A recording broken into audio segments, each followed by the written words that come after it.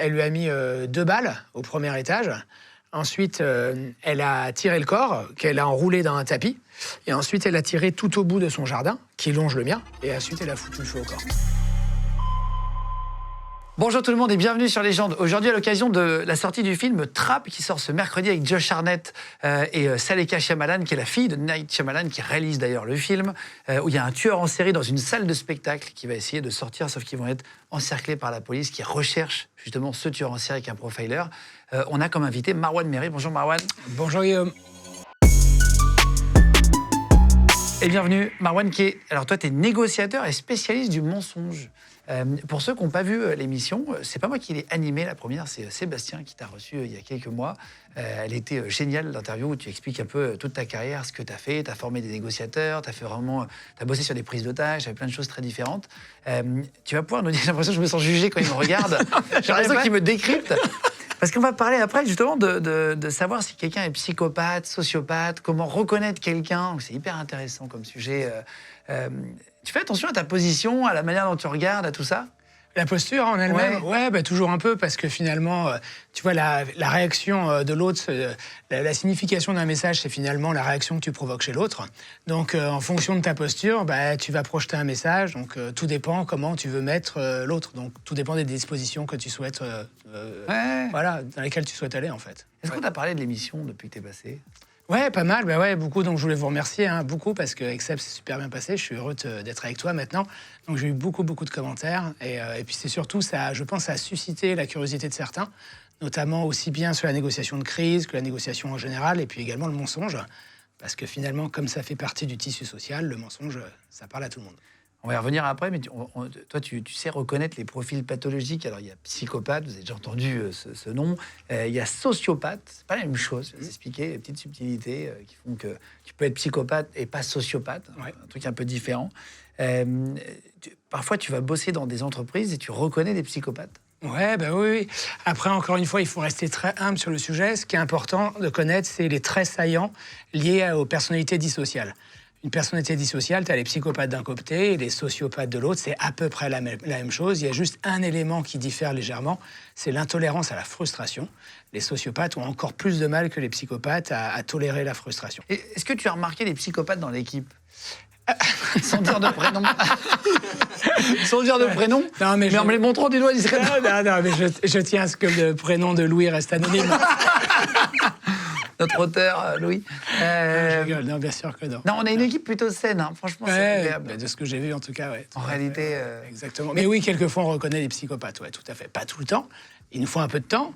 Il faut qu'on leur donne aussi l'opportunité de trébucher. Mais oui, parfois, on peut être confronté à des psychopathes. Dans le film Trap, pour l'histoire, en fait, on suit le père de famille qui s'appelle Cooper avec sa fille qui va dans un énorme concert d'une chanteuse.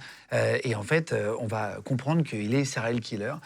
Sa fille, évidemment, ne le sait pas. Il l'emmène au spectacle. Et les pompiers, lui, en tant que bon père de famille, il est complètement invisible. Et en même temps, il peut être serial killer dans sa vie, et même pervers, je crois, tu vas nous expliquer après. Et en fait, petit à petit, il y a plein de SWAT, donc l'équivalent du GIGN, des groupes d'intervention américains qui se mettent autour de la salle de spectacle et qui vont encercler la salle de spectacle. Et il va comprendre, en fait, qu'il recherche un tueur en série, en parlant avec quelqu'un qui vend les t-shirts dans la boutique du concert. Et il va lui faire confiance puisqu'il a une bonne tête de père de famille. Et petit à petit, il va essayer de sortir. Ça va être ça, le film. Je ne peux pas vous dire exactement comment ça va se finir, mais vraiment, c'est très, très bien. Et il va essayer de sortir le plus vite possible et de cacher ses émotions. On va y revenir après parce que c'est important. Est-ce que c'est une bonne méthode pour attraper un serial killer d'enfermer une salle de concert? Je sais pas. Parce que déployer autant de moyens pour une seule et même personne, parce que j'ai vu la bande-annonce, il y a 30 000 personnes, il y a des centaines de flics et plusieurs groupes d'intervention. Je pense qu'il y a d'autres méthodes qui sont peut-être un peu plus, on va dire, idoines pour le faire. À mon avis, c'est un peu trop coûteux. Plus efficace? Ouais, effectivement. C'est un peu trop coûteux, je dirais. Après, c'est du spectacle. Ouais, exactement. Et c'est hyper bien fait. La bande-annonce est géniale, d'ailleurs. La profileuse va arriver à l'intérieur pour essayer de retrouver la personne. Et c'est qu'il a un tatouage, qu'il est brun, qu'il est père de famille, etc. Bon, évidemment, il y en a beaucoup dans la salle. Est-ce qu'on peut dire que tu es profiler? Alors non, pas du tout même. Le métier de profiler n'existe pas en France en tant que tel. Il existe aux États-Unis et au Canada, il est reconnu. Donc tu peux avoir le FBI ou la police qui peut faire appel à des indépendants dont c'est le métier.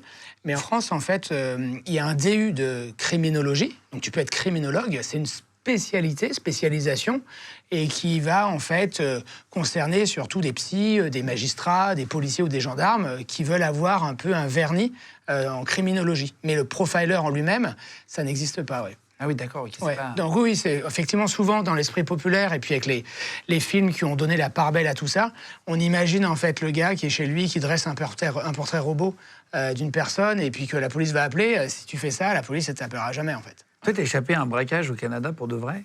Ouais. T'as reconnu et t'as compris que le mec allait faire un braquage? Alors, je pense que c'était plutôt intuitif qu'autre chose, parce que ça date maintenant. Ça et une bonne intuition, il a juste vu un mec avec une cagoule sur la tête, il s'est dit c'est bizarre, on est l'été. Très bon profil. Comment t'as su et comment t'as compris qu'il allait faire un braquage, passer à l'acte? Ouais, bah, écoute, ça date maintenant, parce que c'était début des années 2000. J'étais avec ma copine de l'époque, on a fait un road trip au Canada. C'est atterri à Montréal et puis tu vas tout en haut. Je sais pas si tu t'es allé à la baie de Sainte-Catherine. Calgary. Tadoussac. Tadoussac, les baleines. Les baleines, exactement. Et ma copine, elle était fan de fast-food. Et moi, je déteste ça. Et on s'est arrêté dans un fast-food. C'était fait pour rester ensemble, finalement. Voilà, exactement. Et donc, on s'arrête dans un fast-food. Et ce qui se passe, c'est que moi, chaque fois, quand je m'assois dans un restaurant, j'ai toujours le mur derrière moi pour pouvoir screener une salle. Ah, tu ne mets jamais dos à la vitre? Jamais. C'est marrant, tous les mecs de ce milieu ne se mettent jamais dos. Jamais. En fait, ça te permet d'avoir une vue d'ensemble et de pouvoir réagir en conséquence. Et généralement, je suis pas très loin non plus de la sortie s'il faut agir. La sortie de secours. Ouais, exactement. Et puis j'étais en train de déjeuner avec elle, et puis il y a un gars qui rentre. Alors il a un costume d'une très belle fabrique, Armani ou Cerruti, je pourrais pas te dire. Après, le problème, c'est qu'il a une montre jaune en plastique et puis des chaussures assoiffées de cirage. Et il fait un sourire social, ce qui est un faux sourire. Tu le vois la différence entre un sourire réel et un sourire social? Oui, en fait. C'est vrai? Ah oui, bien sûr. Mais toi aussi, tu le verrais. Quand on te demande de sourire pour une photo, le risque, c'est que tu fasses ça, tu sais. Ah oui. Et on te dit, mais non, en fait, ça a l'air un peu faux. Et les yeux, non? Exactement. Le véritable sourire, le sourire Duchenne, qui tient son nom de son père fondateur, c'est la double activation du muscle buccal et oculaire. Et donc, du coup, voilà, qui va provoquer les petites pattes doigts à ce niveau-là. Et le sourire social, tu n'as que le muscle buccal qui est activé. Voilà, d'accord, oui. Voilà. Et donc, il fait un sourire social, et puis il rentre. Et puis, à ce moment-là, en fait, je me tourne vers ma copine et je lui dis, tiens, on y va. Et tu vois, c'est très intuitif. Et elle me dit, ah ben non, viens juste d'arriver. Et je lui dis, non, mais on y va. Et je lui dis, non, mais écoute, il y a un truc que je sens pas. Elle me dit, ah, c'est encore avec tes trucs, t'es chiant. Je l'ai pris par le bras, mais sans être évidemment violent, hein, évidemment. Et je lui dis, viens, on sort. Et à ce moment-là où on sort, le type, il sort un flingue et puis il braque le fast-food. Je te la fais hyper courte. Nous, on sort, j'appelle la police parce qu'il n'y avait pas de téléphone portable. C'était des cabines à l'époque, okay. La police arrive, le mec, il voulait pas être pris en otage et il se rend assez rapidement. Mais en fait, c'était la suite qui était assez intéressante, c'est que la police me remercie, elle me dit, bah, du coup, merci, mais comment vous avez pu nous prévenir?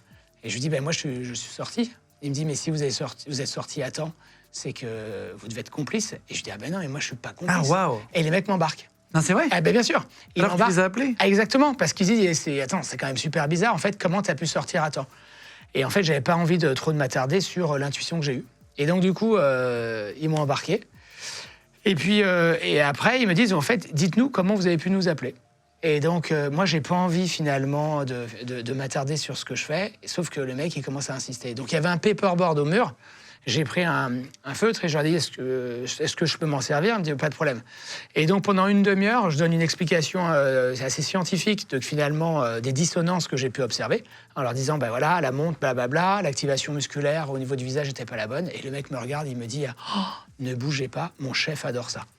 Donc, du coup, on est passé finalement de personnes peu désirées, tu vas voir en fait, à quelqu'un qui peut peut-être les aider. Le chef arrive et il me dit, moi, on a chopé un gars hier, voilà, et on l'a fait passer un interrogatoire et on voudrait que vous nous aidiez. Et donc, du coup, ils avaient filmé l'interrogatoire et ils m'ont dit, voilà, est-ce que vous pouvez me dire si le gars, il ment ou pas? Et la bande durait 2 heures. J'ai arrêté au bout de 5 minutes en disant, mais il y a 30 indices de tromperie. C'est vrai? Ouais, exactement. Donc j'ai dit, en l'occurrence, à mon avis, il faut garder le type, voilà. Et puis ce qui s'est passé, c'est qu'ils ont repoussé l'interrogatoire, ils en ont fait un nouveau. J'avais donné le numéro de téléphone des hôtels dans lesquels on allait. Ils m'ont appelé le soir d'après en me disant bah, c'est bon, le mec il a avoué. Ah là là, Voilà, donc c'est drôle quoi en fait, voilà. Ah, tu peux voir des indices sur si quelqu'un ment ou pas? Ouais, effectivement. En fait, le mensonge, si tu veux, c'est un acte, en l'occurrence, que tu peux vérifier. Tant qu'on tâtonne, on parle d'indices de tromperie. Et pour détecter le mensonge, plus tu as d'indices qui corroborent au centre, voilà, plus la justesse de ton analyse va augmenter. Et c'est difficile parce que ça reste une science déductive, au même titre que la médecine, voilà. Mais il y a beaucoup de charlatanisme sur ce sujet-là. Ah, c'est vrai? Ouais, beaucoup. Parce que parfois, tu vois des vidéos TikTok, comment savoir si quelqu'un ment, machin, c'est souvent de la connerie. Ouais, bah ouais, il gratte le nez, il regarde en haut à droite, tout ça, il se croise les bras, tout ça. Non, C'est quoi? C'est pas un mélange de plusieurs... C'est une grille de lecture, là? ouais, plusieurs effectivement. Et puis, il y a des indices scientifiquement fiables. Et en fait, si tu veux, il n'existe aucun signe universel lié au mensonge. Sinon, ce serait hyper simple. Voilà. Facile, ouais, Et puis, ouais, voilà. Et puis, s'ils existaient, il suffirait d'adopter des contre-mesures pour s'en prémunir, tu vois. Donc, voilà, si mentir, c'est regarder en haut à droite, à chaque fois que je te parle, tu vas regarder en haut à gauche. Voilà. Donc, malheureusement, c'est 1000 fois plus complexe que ça. D'accord, Voilà, d'accord. passionnant. Pour parler des psychopathes, Ouais. c'est intéressant comme sujet. On va parler des psychopathes et après des sociopathes. Tu nous as dit que c'était pas la même chose et que... Ouais, c'est léger, ouais. D'ailleurs, je vais te montrer des photos de célébrités après, si tu pourras me dire, ou d'hommes d'affaires très connus, mondiaux. Tu me diras si ils ont des profils à tendance, parce que apparemment certains grands patrons du CAC 40 peuvent être des psychopathes, sociopathes, etc. C'est-à-dire que tu peux travailler, c'est pas que des tueurs en série. Ah, bah, pas du tout, même. Ouais. C'est ça qui est intéressant. Moi, je croyais que pour moi, un psychopathe, c'est forcément un mec qui s'était fait arrêter pour avoir tué 3 personnes. Ouais, ouais. En fait, tu peux avoir un psychopathe en voisin. Ouais, exactement, exactement. À un moment donné, dans la profileuse, dans le film Trap, il dit il ne cédera pas à la panique, il arrive à maîtriser ses émotions. Est-ce que ça, c'est un truc que les psychopathes savent faire? Alors, oui et non. Ce qui est important, c'est que dans la psychopathie, tu as 3 critères fondamentaux. Donc, il y en a 7, mais il y en a 3 qu'il faut bien avoir en tête. C'est l'absence d'empathie, de culpabilité et de remords. D'accord? Donc, t'imagines, eux, quand ils mentent, s'ils n'ont pas de culpabilité ou de remords, ça veut dire qu'ils ont une appréhension à la détection qui est beaucoup plus faible que la moyenne. Oui, parce que finalement, qu'ils mentent ou pas, ça va provoquer peu de choses chez eux. Donc, ils sont plus difficiles à détecter. Il y en a beaucoup en France? Les psychopathes, Ouais. la prévalence, c'est 1%. Une C'est personne vrai sur 100. Une personne sur 100 que tu rencontres est psychopathe. Et plus tu remontes dans la chaîne hiérarchique, plus tu arrives sur du 5-10%. Ah, waouh! Voilà, Ah, ça veut dire que... exactement. Ah, waouh! Exactement. C'est-à-dire jusqu'au président, par exemple? Ouais, tout Tu à veux fait. dire ça dans le sens de pouvoir? Ouais, exactement, tout à fait. Dans les entreprises, Comex, Codir, conseil d'administration, là, tu as des prévalences qui sont beaucoup plus élevées. Je connais un Comex, par exemple, un comité exécutif, ils sont 30%. Ils sont 10, 3 sont d'énormes psychopathes. De tueurs en série, c'est quoi? Ouais, mais non, ils sont brillants. Des couteaux. Non, c'est des gens brillants, mais ils ont des comportements déviants. C'est pour ça qu'il faut revenir à l'origine et aux traits saillants de la psychopathie. Waouh! Ouais. Alors, donc, tu en as donné 3 sur 7. Ouais. Absence, Les autres, tu disais quoi? Tu peux absence répéter? d'empathie. On va faire les 7, si tu veux, Ouais, on va les très afficher bien. à l'écran, comme ça, quand Ouais. tu dis. Absence d'empathie, de culpabilité et de remords, OK. manipulateur, charme superficiel, intolérance à la frustration et mépris des règles. Mais, ah, waouh! Donc il te faut les 7. Ce mec qui respecte rien. Voilà, si tu t'es reconnu dans les 7, par exemple, là, Guillaume, c'est que t'es psychopathe. Voilà. C'est-à-dire quoi, charme superficiel? Charme superficiel, J'essaie de comprendre. c'est tout ce qui est lié au charisme. Voilà, tu vois, en fait, Steve Jobs, qui était connu pour être un grand psychopathe, voilà, pour ceux qui le côtoyaient, disait, par exemple, qu'il était magnétique, il avait quelque chose. Et en fait, c'est ça, c'est tout ce qui est lié au charisme. Ils sont attachants, ils ont quelque chose. Voilà, et c'est pas forcément qu'ils sont beaux, mais le charme superficiel, c'est tout ce qui est lié, effectivement, à... C'est genre moche avec du charme, en gros. Ouais, tu peux avoir ça. Tu peux avoir ça. Mépris des règles, Ouais. intolérance à la frustration. Ah ouais. C'est des gens qui aiment pas qu'on leur dise non. Ouais, exactement, que les dossiers arrivent en retard, que tu t'opposes à eux, et ils ont une maîtrise émotionnelle très très faible. Ce qui peut du coup les faire dégoupiller. Donc, c'est pour ça qu'à ta première question, quand j'ai répondu oui et non, donc autant ils ont une faible appréhension à la détection, voilà, finalement quand ils ont menti, ça provoque peu de choses chez eux, mais comme ils ont une intolérance à la frustration qui est très faible, il y a des indices de tromperie qui peuvent fuiter sur leur visage à leur insu. Voilà, D'accord. exactement. Absence d'empathie, donc ça, c'est vraiment, ils n'aiment personne, finalement. Ah ouais, Ils ont pas effectivement. d'amour pour les autres. Ouais, et puis c'est qu'en l'occurrence, ils sont pas très compassionnels non plus. Les gens se blessent, il leur arrive en fait des petits tracas, ça leur fait rien. Voilà, ils écartent ça. Même pour leurs parents, par exemple? Alors non, ils peuvent l'avoir par contre pour leurs parents, ils peuvent être attachés à des personnes voilà, qui sont très très proches, en particulier. Mais sinon, généralement, en fait, ils ressentent très peu d'empathie pour les autres ou pas du tout. Absence de remords, waouh. Ouais, ouais. Euh, Culpabilité, ouais. Et alors, tu disais, donc il y a deux types, deux catégories, c'est les violents psychologiquement. Ouais, exactement. Toi, quand tu disais, mais alors, dans des conseils d'administration ou des comités de direction, on peut avoir des psychopathes. Oui, ce sont des psychopathes qui sont violents psychologiquement. Voilà. Alors que les psychopathes que tu connais, comme dans le film, c'est des psychopathes violents physiquement. Donc les mécanismes psychologiques sont les mêmes, mais en l'occurrence, la façon de s'exprimer diffère. C'est juste ça. D'accord. Ah oui, ok. Exactement. Violent psychologiquement, violent... physiquement, ouais, exactement. Est-ce qu'on devient psychopathe ou est-ce qu'on est... Est-ce que c'est dans nos gènes? Ouais, alors c'est hyper rare que ce soit de naissance. En fait, la psychopathie, comme la plupart des pathologies, elle se développe de par l'éducation, l'environnement socio-culturel ou ton vécu. Tu voudrais savoir comment on devient psychopathe, du coup? Par exemple, parce que c'est quelqu'un qui a fait la guerre et qui n'a plus... Parce que, par exemple, on avait même reçu une femme déportée ici qui disait qu'elle n'avait plus d'émotion pour ses enfants, plus de tristesse, et plus triste pour personne, parce qu'elle avait vécu quelque chose de très dur avant. Est-ce que c'est ça? Est-ce que c'est un événement violent, un PTSD? Oui, alors ça peut, mais... Syndrome post-traumatique? Oui, effectivement, ça peut. Mais bon, moi, pour avoir vécu toute petite part de ma vie lors de la guerre du Liban, ou ma famille, pour autant, c'est pas des psychopathes. Donc tout dépend, en fait, en l'occurrence, comment tu vas réceptionner tout ça.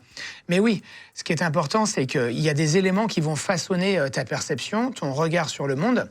Et puis également, ce qui est important, c'est que ce qui te permet surtout de ne pas basculer dans la psychopathie, c'est tes valeurs. Et il y a beaucoup de personnes, finalement, qui peuvent s'affranchir de leurs valeurs ou qui n'ont pas forcément de point de rupture ou de limite. Et ils vont considérer que la fin justifie les moyens, ils vont basculer à leur insu. Mais c'est pas parce que tu n'as pas d'émotion, comme la personne dont tu parlais, que tu es pour autant psychopathe. Psychopathe, c'est l'absence d'empathie. Pour autant, ils ont des émotions, ils ont plein d'émotions. D'ailleurs, par exemple, la frustration, ils ont du mal à l'accepter. Voilà. D'accord. Et on peut détecter certains à la naissance avec un truc physique. Ouais, exactement. C'est ça qui est hyper intéressant. Comme je te disais, en fait, 99,9% de la psychopathie, c'est la psychopathie sociale. Tu la développes. Tu deviens psychopathe comme ça, d'accord? Mais tu as une psychopathie qui est hyper rare, que tu peux avoir à la naissance. Et comment elle se produit? C'est que tu as des lésions au niveau des liens connexes entre l'amygdale et le lobe préfrontaux.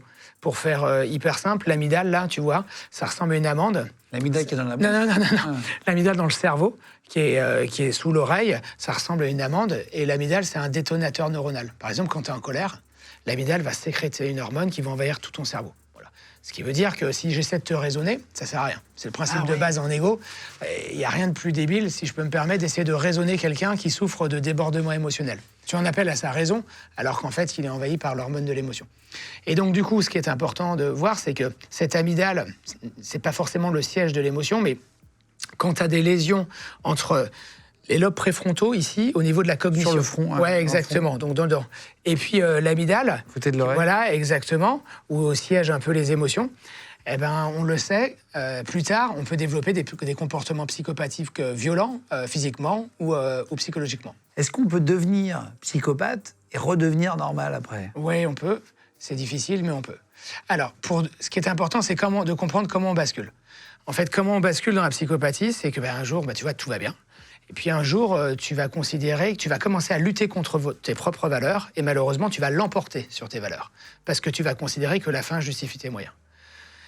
Moi, j'ai connu un patron que j'appréciais beaucoup, il était hyper apprécié. Et puis un jour, on lui a demandé de faire quelque chose qu'il ne voulait pas faire et finalement, il l'a fait quand même. Il dormait hyper mal. Mes équipes venaient me voir en me disant « mais qu'est-ce qu'il a ?» Et je ne disais rien parce que je savais qu'il entamait un processus interne. Il luttait contre lui-même. Donc il a pris la décision, il a hyper mal dormi, puis après ça allait un peu mieux. Et en 2 ans, on lui a demandé de prendre 6 décisions similaires. Et en 2 ans, il avait complètement basculé dans la psychopathie. Il nous gérait, tu vois, comme les tasses, il ressentait plus rien. Et il avait développé les 7 critères liés à la psychopathie. Et donc du coup, malheureusement, il s'est affranchi de beaucoup de règles et puis il n'était pas très apprécié. Maintenant, c'est qu'il existe des moyens de sortir de là. Il y en a 2, l'AVC ou bien la crise cardiaque. Tu as eu des patrons qui ont subi des AVC, donc ils ont eu une prise de conscience tardive, tu vois, espèce d'épiphanie un peu tardive, ils se sont rendus compte qu'en fait, ils ont fait n'importe quoi, donc ils sont devenus empathiques, ils ont travaillé sur eux, voilà. Et après, le deuxième point, c'est quand tu changes d'environnement socioculturel. Tu vois, la psychopathie, dans les cités ou dans l'univers carcéral, les études le montrent, c'est à peu près 25%, une personne sur 4. Et en fait, on le voit également, tu as des personnes qui ont pu s'extraire en fait, de cet environnement-là. Alors, on ne peut pas leur en vouloir. Hein. Ils peuvent baigner dans des environnements d'agressivité et compagnie. Ça devient la norme, en fait, pour eux. Et quand ils sortent de là, ils réalisent parfois que ce qu'ils ont fait avant, c'était n'importe quoi. Et donc, du coup, c'est le fait de sortir de son environnement socioculturel qui peut t'aider par la suite. Il y a 25% ouais, de gens en prison qui peuvent devenir psychopathes. Ouais, c'était des études qui avaient été réalisées notamment aux États-Unis, dans les ghettos. Et on montrait qu'une personne sur Beaucoup, 4... hein. Ouais, étaient psychopathes. Mais encore une fois, compte tenu de l'environnement socio-culturel dans lequel ils évoluaient et de l'éducation. Voilà, quand vous avez moins de valeurs, moins de normes également, ils se construisent comme ils peuvent. Dans le film Trap, ils encerclent un stade, il y a 300 mecs du SWAT qui essayent d'attraper un serial killer. Est-ce que ça a déjà été fait, justement, pour retrouver un tueur en série comme ça, un psychopathe enfermé quelque part? Pas à ma connaissance, en fait. Pour moi, ça reste du domaine du film. J'ai jamais vu ça de ma vie. Ouais. Si on te proposait un défi comme ça si on me proposait comme défi, si j'avais le temps, avec grand plaisir. Comment on identifie? Est-ce qu'on peut identifier un psychopathe sans lui parler? C'est hyper compliqué. Tu peux percevoir certains critères, voilà. Mais après, généralement, j'ai besoin de leur parler pour les faire trébucher à leur insu. C'est ce que j'ai fait dans une soirée, voilà. Où un mec, j'avais une intuition sur lui, mais j'avais 3 ou 4 critères. Dans une soirée couple? Ouais, c'était ça, ouais. C'est ça. Ouais. Enfin, quand tu dis soirée couple, ça fait bizarre. Mais non, ça fait un peu soirée échangiste, mais en fait, non, pas du tout, ouais. Après, la fin justifie les moyens, comme tu dis, pour savoir c'est quel. Non, n'importe quoi. Tu te retrouves à faire une soirée, donc vous êtes combien? Ouais, on est 8. imagine la scène. Ouais, pour vous tous qui nous écoutez en podcast audio aussi, comme ça, on imagine encore plus la scène. Ouais, c'était. Alors, c'est quelque chose. On était 8, c'est quelque chose que je fais peu. C'était des amis qui ont dit là, on va faire une soirée, on va inviter plusieurs couples. 2 couples de 4, mec. Ouais, non. C'était une vie particulière. 2 couples. Donc 4 couples de 2, voilà, pour faire très, très simple. Et puis, qu'est-ce qui se passe? L'un des couples, il n'y a que la femme, le mari n'est pas encore arrivé. Donc, il y a déjà eu l'apéro et tout ça. Voilà. T'es chez eux? Ouais, et puis je suis chez eux, voilà. Donc, on est 7. On n'est pas encore 8. Et donc, au moment où on va passer à table, lui, il arrive. Et ce type-là, c'est le secrétaire général d'une très grosse société que tu connais hyper bien. Et donc, je le vois arriver. Et puis, au moment où il arrive... On a tous envie de savoir de quelle société il parle, évidemment. Au moment où il arrive, l'une des invitées était en train de parler de quelque chose assez triste, voilà, et qui l'avait beaucoup affecté. Et je le regarde, parce que je voyais, il semblait déjà dénué un peu d'empathie. Et je regarde, puis il la déconsidère complètement, en fait. Il s'en fout, finalement, de l'histoire. Mais à la rigueur, ça peut être des gens autocentrés, ça n'a pas beaucoup d'importance. Mais je vois que, finalement, plus l'histoire dure, plus, en l'occurrence, il s'en fout, mais complet. Peut-être qu'il a déjà entendu 100 fois l'histoire. Pas du tout, il ne connaît pas la personne. Il ne la connaît pas. Pardon. En fait, les 4 couples ne se connaissaient pas, j'ai oublié de te le dire. Les 4 couples ne se connaissaient pas. Et donc, je vois qu'il s'en fout. Et puis après, il y a d'autres critères qui commencent à faire surface. Et après, on passe à table. Mais pour l'instant, je n'ai pas de confirmation. Mais je me dis, voilà, de ce que je vois, et je vais essayer de le tester lors du repas, assez rapidement, je me dis, OK, le type, ça doit être un énorme psychopathe. Voilà, très sympa, voilà, charme superficiel, hein, voilà, il s'exprime très très bien, il donne le change en façade, mais je vois qu'il y a plein de choses qui ne vont pas. Et puis chacun parle un peu de soi, et moi je ne parle pas de mon métier, parce que j'ai pas envie d'embêter les gens avec ça, de toute façon, et puis je tiens pas à me répondre non plus. Et puis à un moment donné, la personne en face de moi, elle me dit, mais alors du coup, Marwan, tu fais quoi dans la vie? Donc moi, je dis, ouais, je fais de la négo, et puis je passe à autre chose. Il dit, non, mais quoi exactement? Et il y en a une qui dit, qui a lu mes bouquins, elle dit, ah oui, non, mais en fait, il fait ce type de négo, et puis il travaille sur des personnalités difficiles et tout ça. Et donc, arrive le terme, à un moment donné, psychopathe. Et donc, du coup, la personne que j'ai en face de moi, son mari est à côté. C'est le fameux secrétaire général, voilà, qui est arrivé tardivement, pour qui j'ai de gros doutes, comme quoi ça doit être un psychopathe. Et elle me regarde et elle me dit, mais alors du coup, Marwan, c'est quoi un psychopathe? Et je la regarde et je me dis, OK, est-ce que je réponds à cette question? Et elle insiste. Et je lui dis, j'essaie de changer de sujet. Elle dit, non, mais moi, ça m'intéresse. Qu'est-ce que c'est un psychopathe? Donc, je la regarde. Je lui dis, alors voilà, je lui donne les 7 critères. Et là, elle devient blanche. Elle se tourne vers son mari. Et elle dit, mais c'est toi? Et elle la regarde. Il dit, mais attends, mais traite-moi de violeur.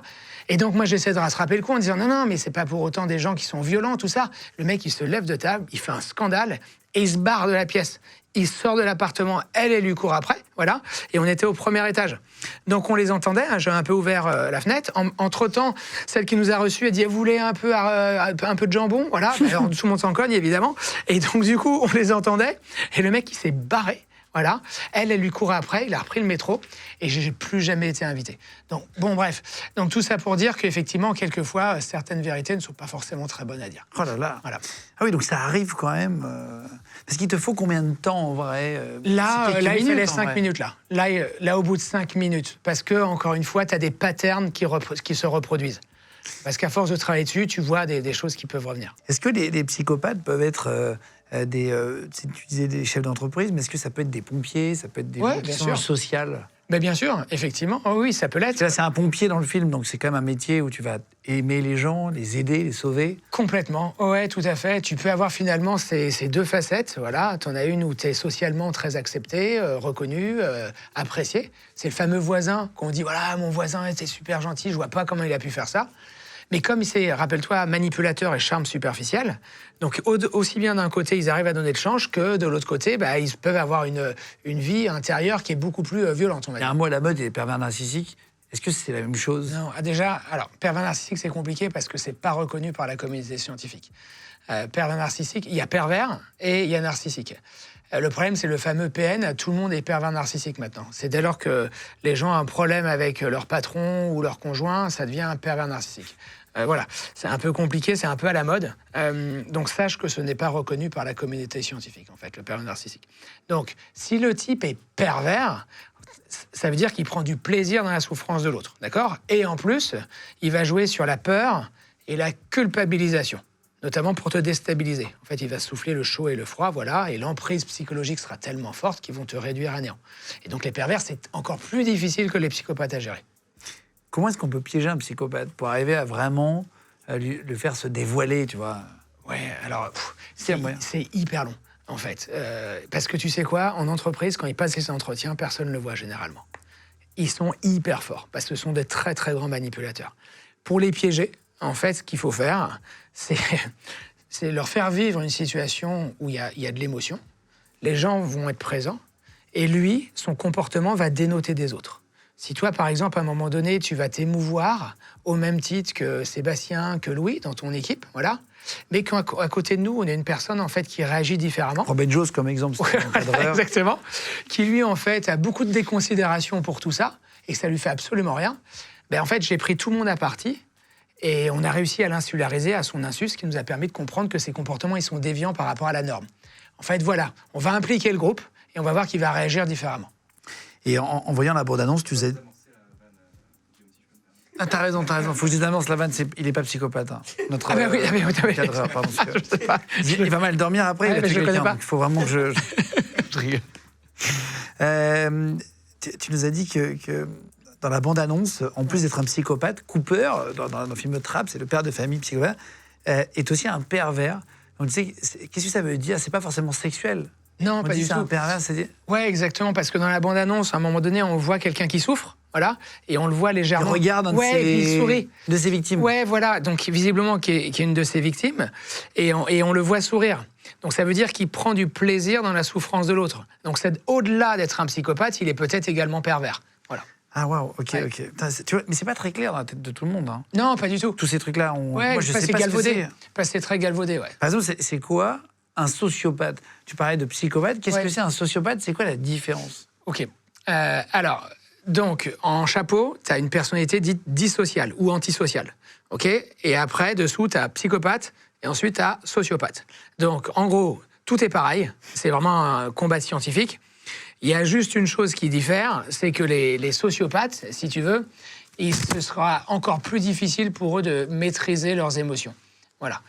Encore plus difficile, en l'occurrence, qu'un psychopathe. Ils ont une intolérance à la frustration plus élevée. Mais sinon, c'est à peu près pareil. C'est-à-dire qu'il s'énerve un peu plus. Voilà, c'est un psychopathe énervé, quoi. Exactement. C'est pour ça qu'il y a des choses sur leur visage qui peuvent filtrer et fuiter à leur insu. Ah, waouh. Exactement.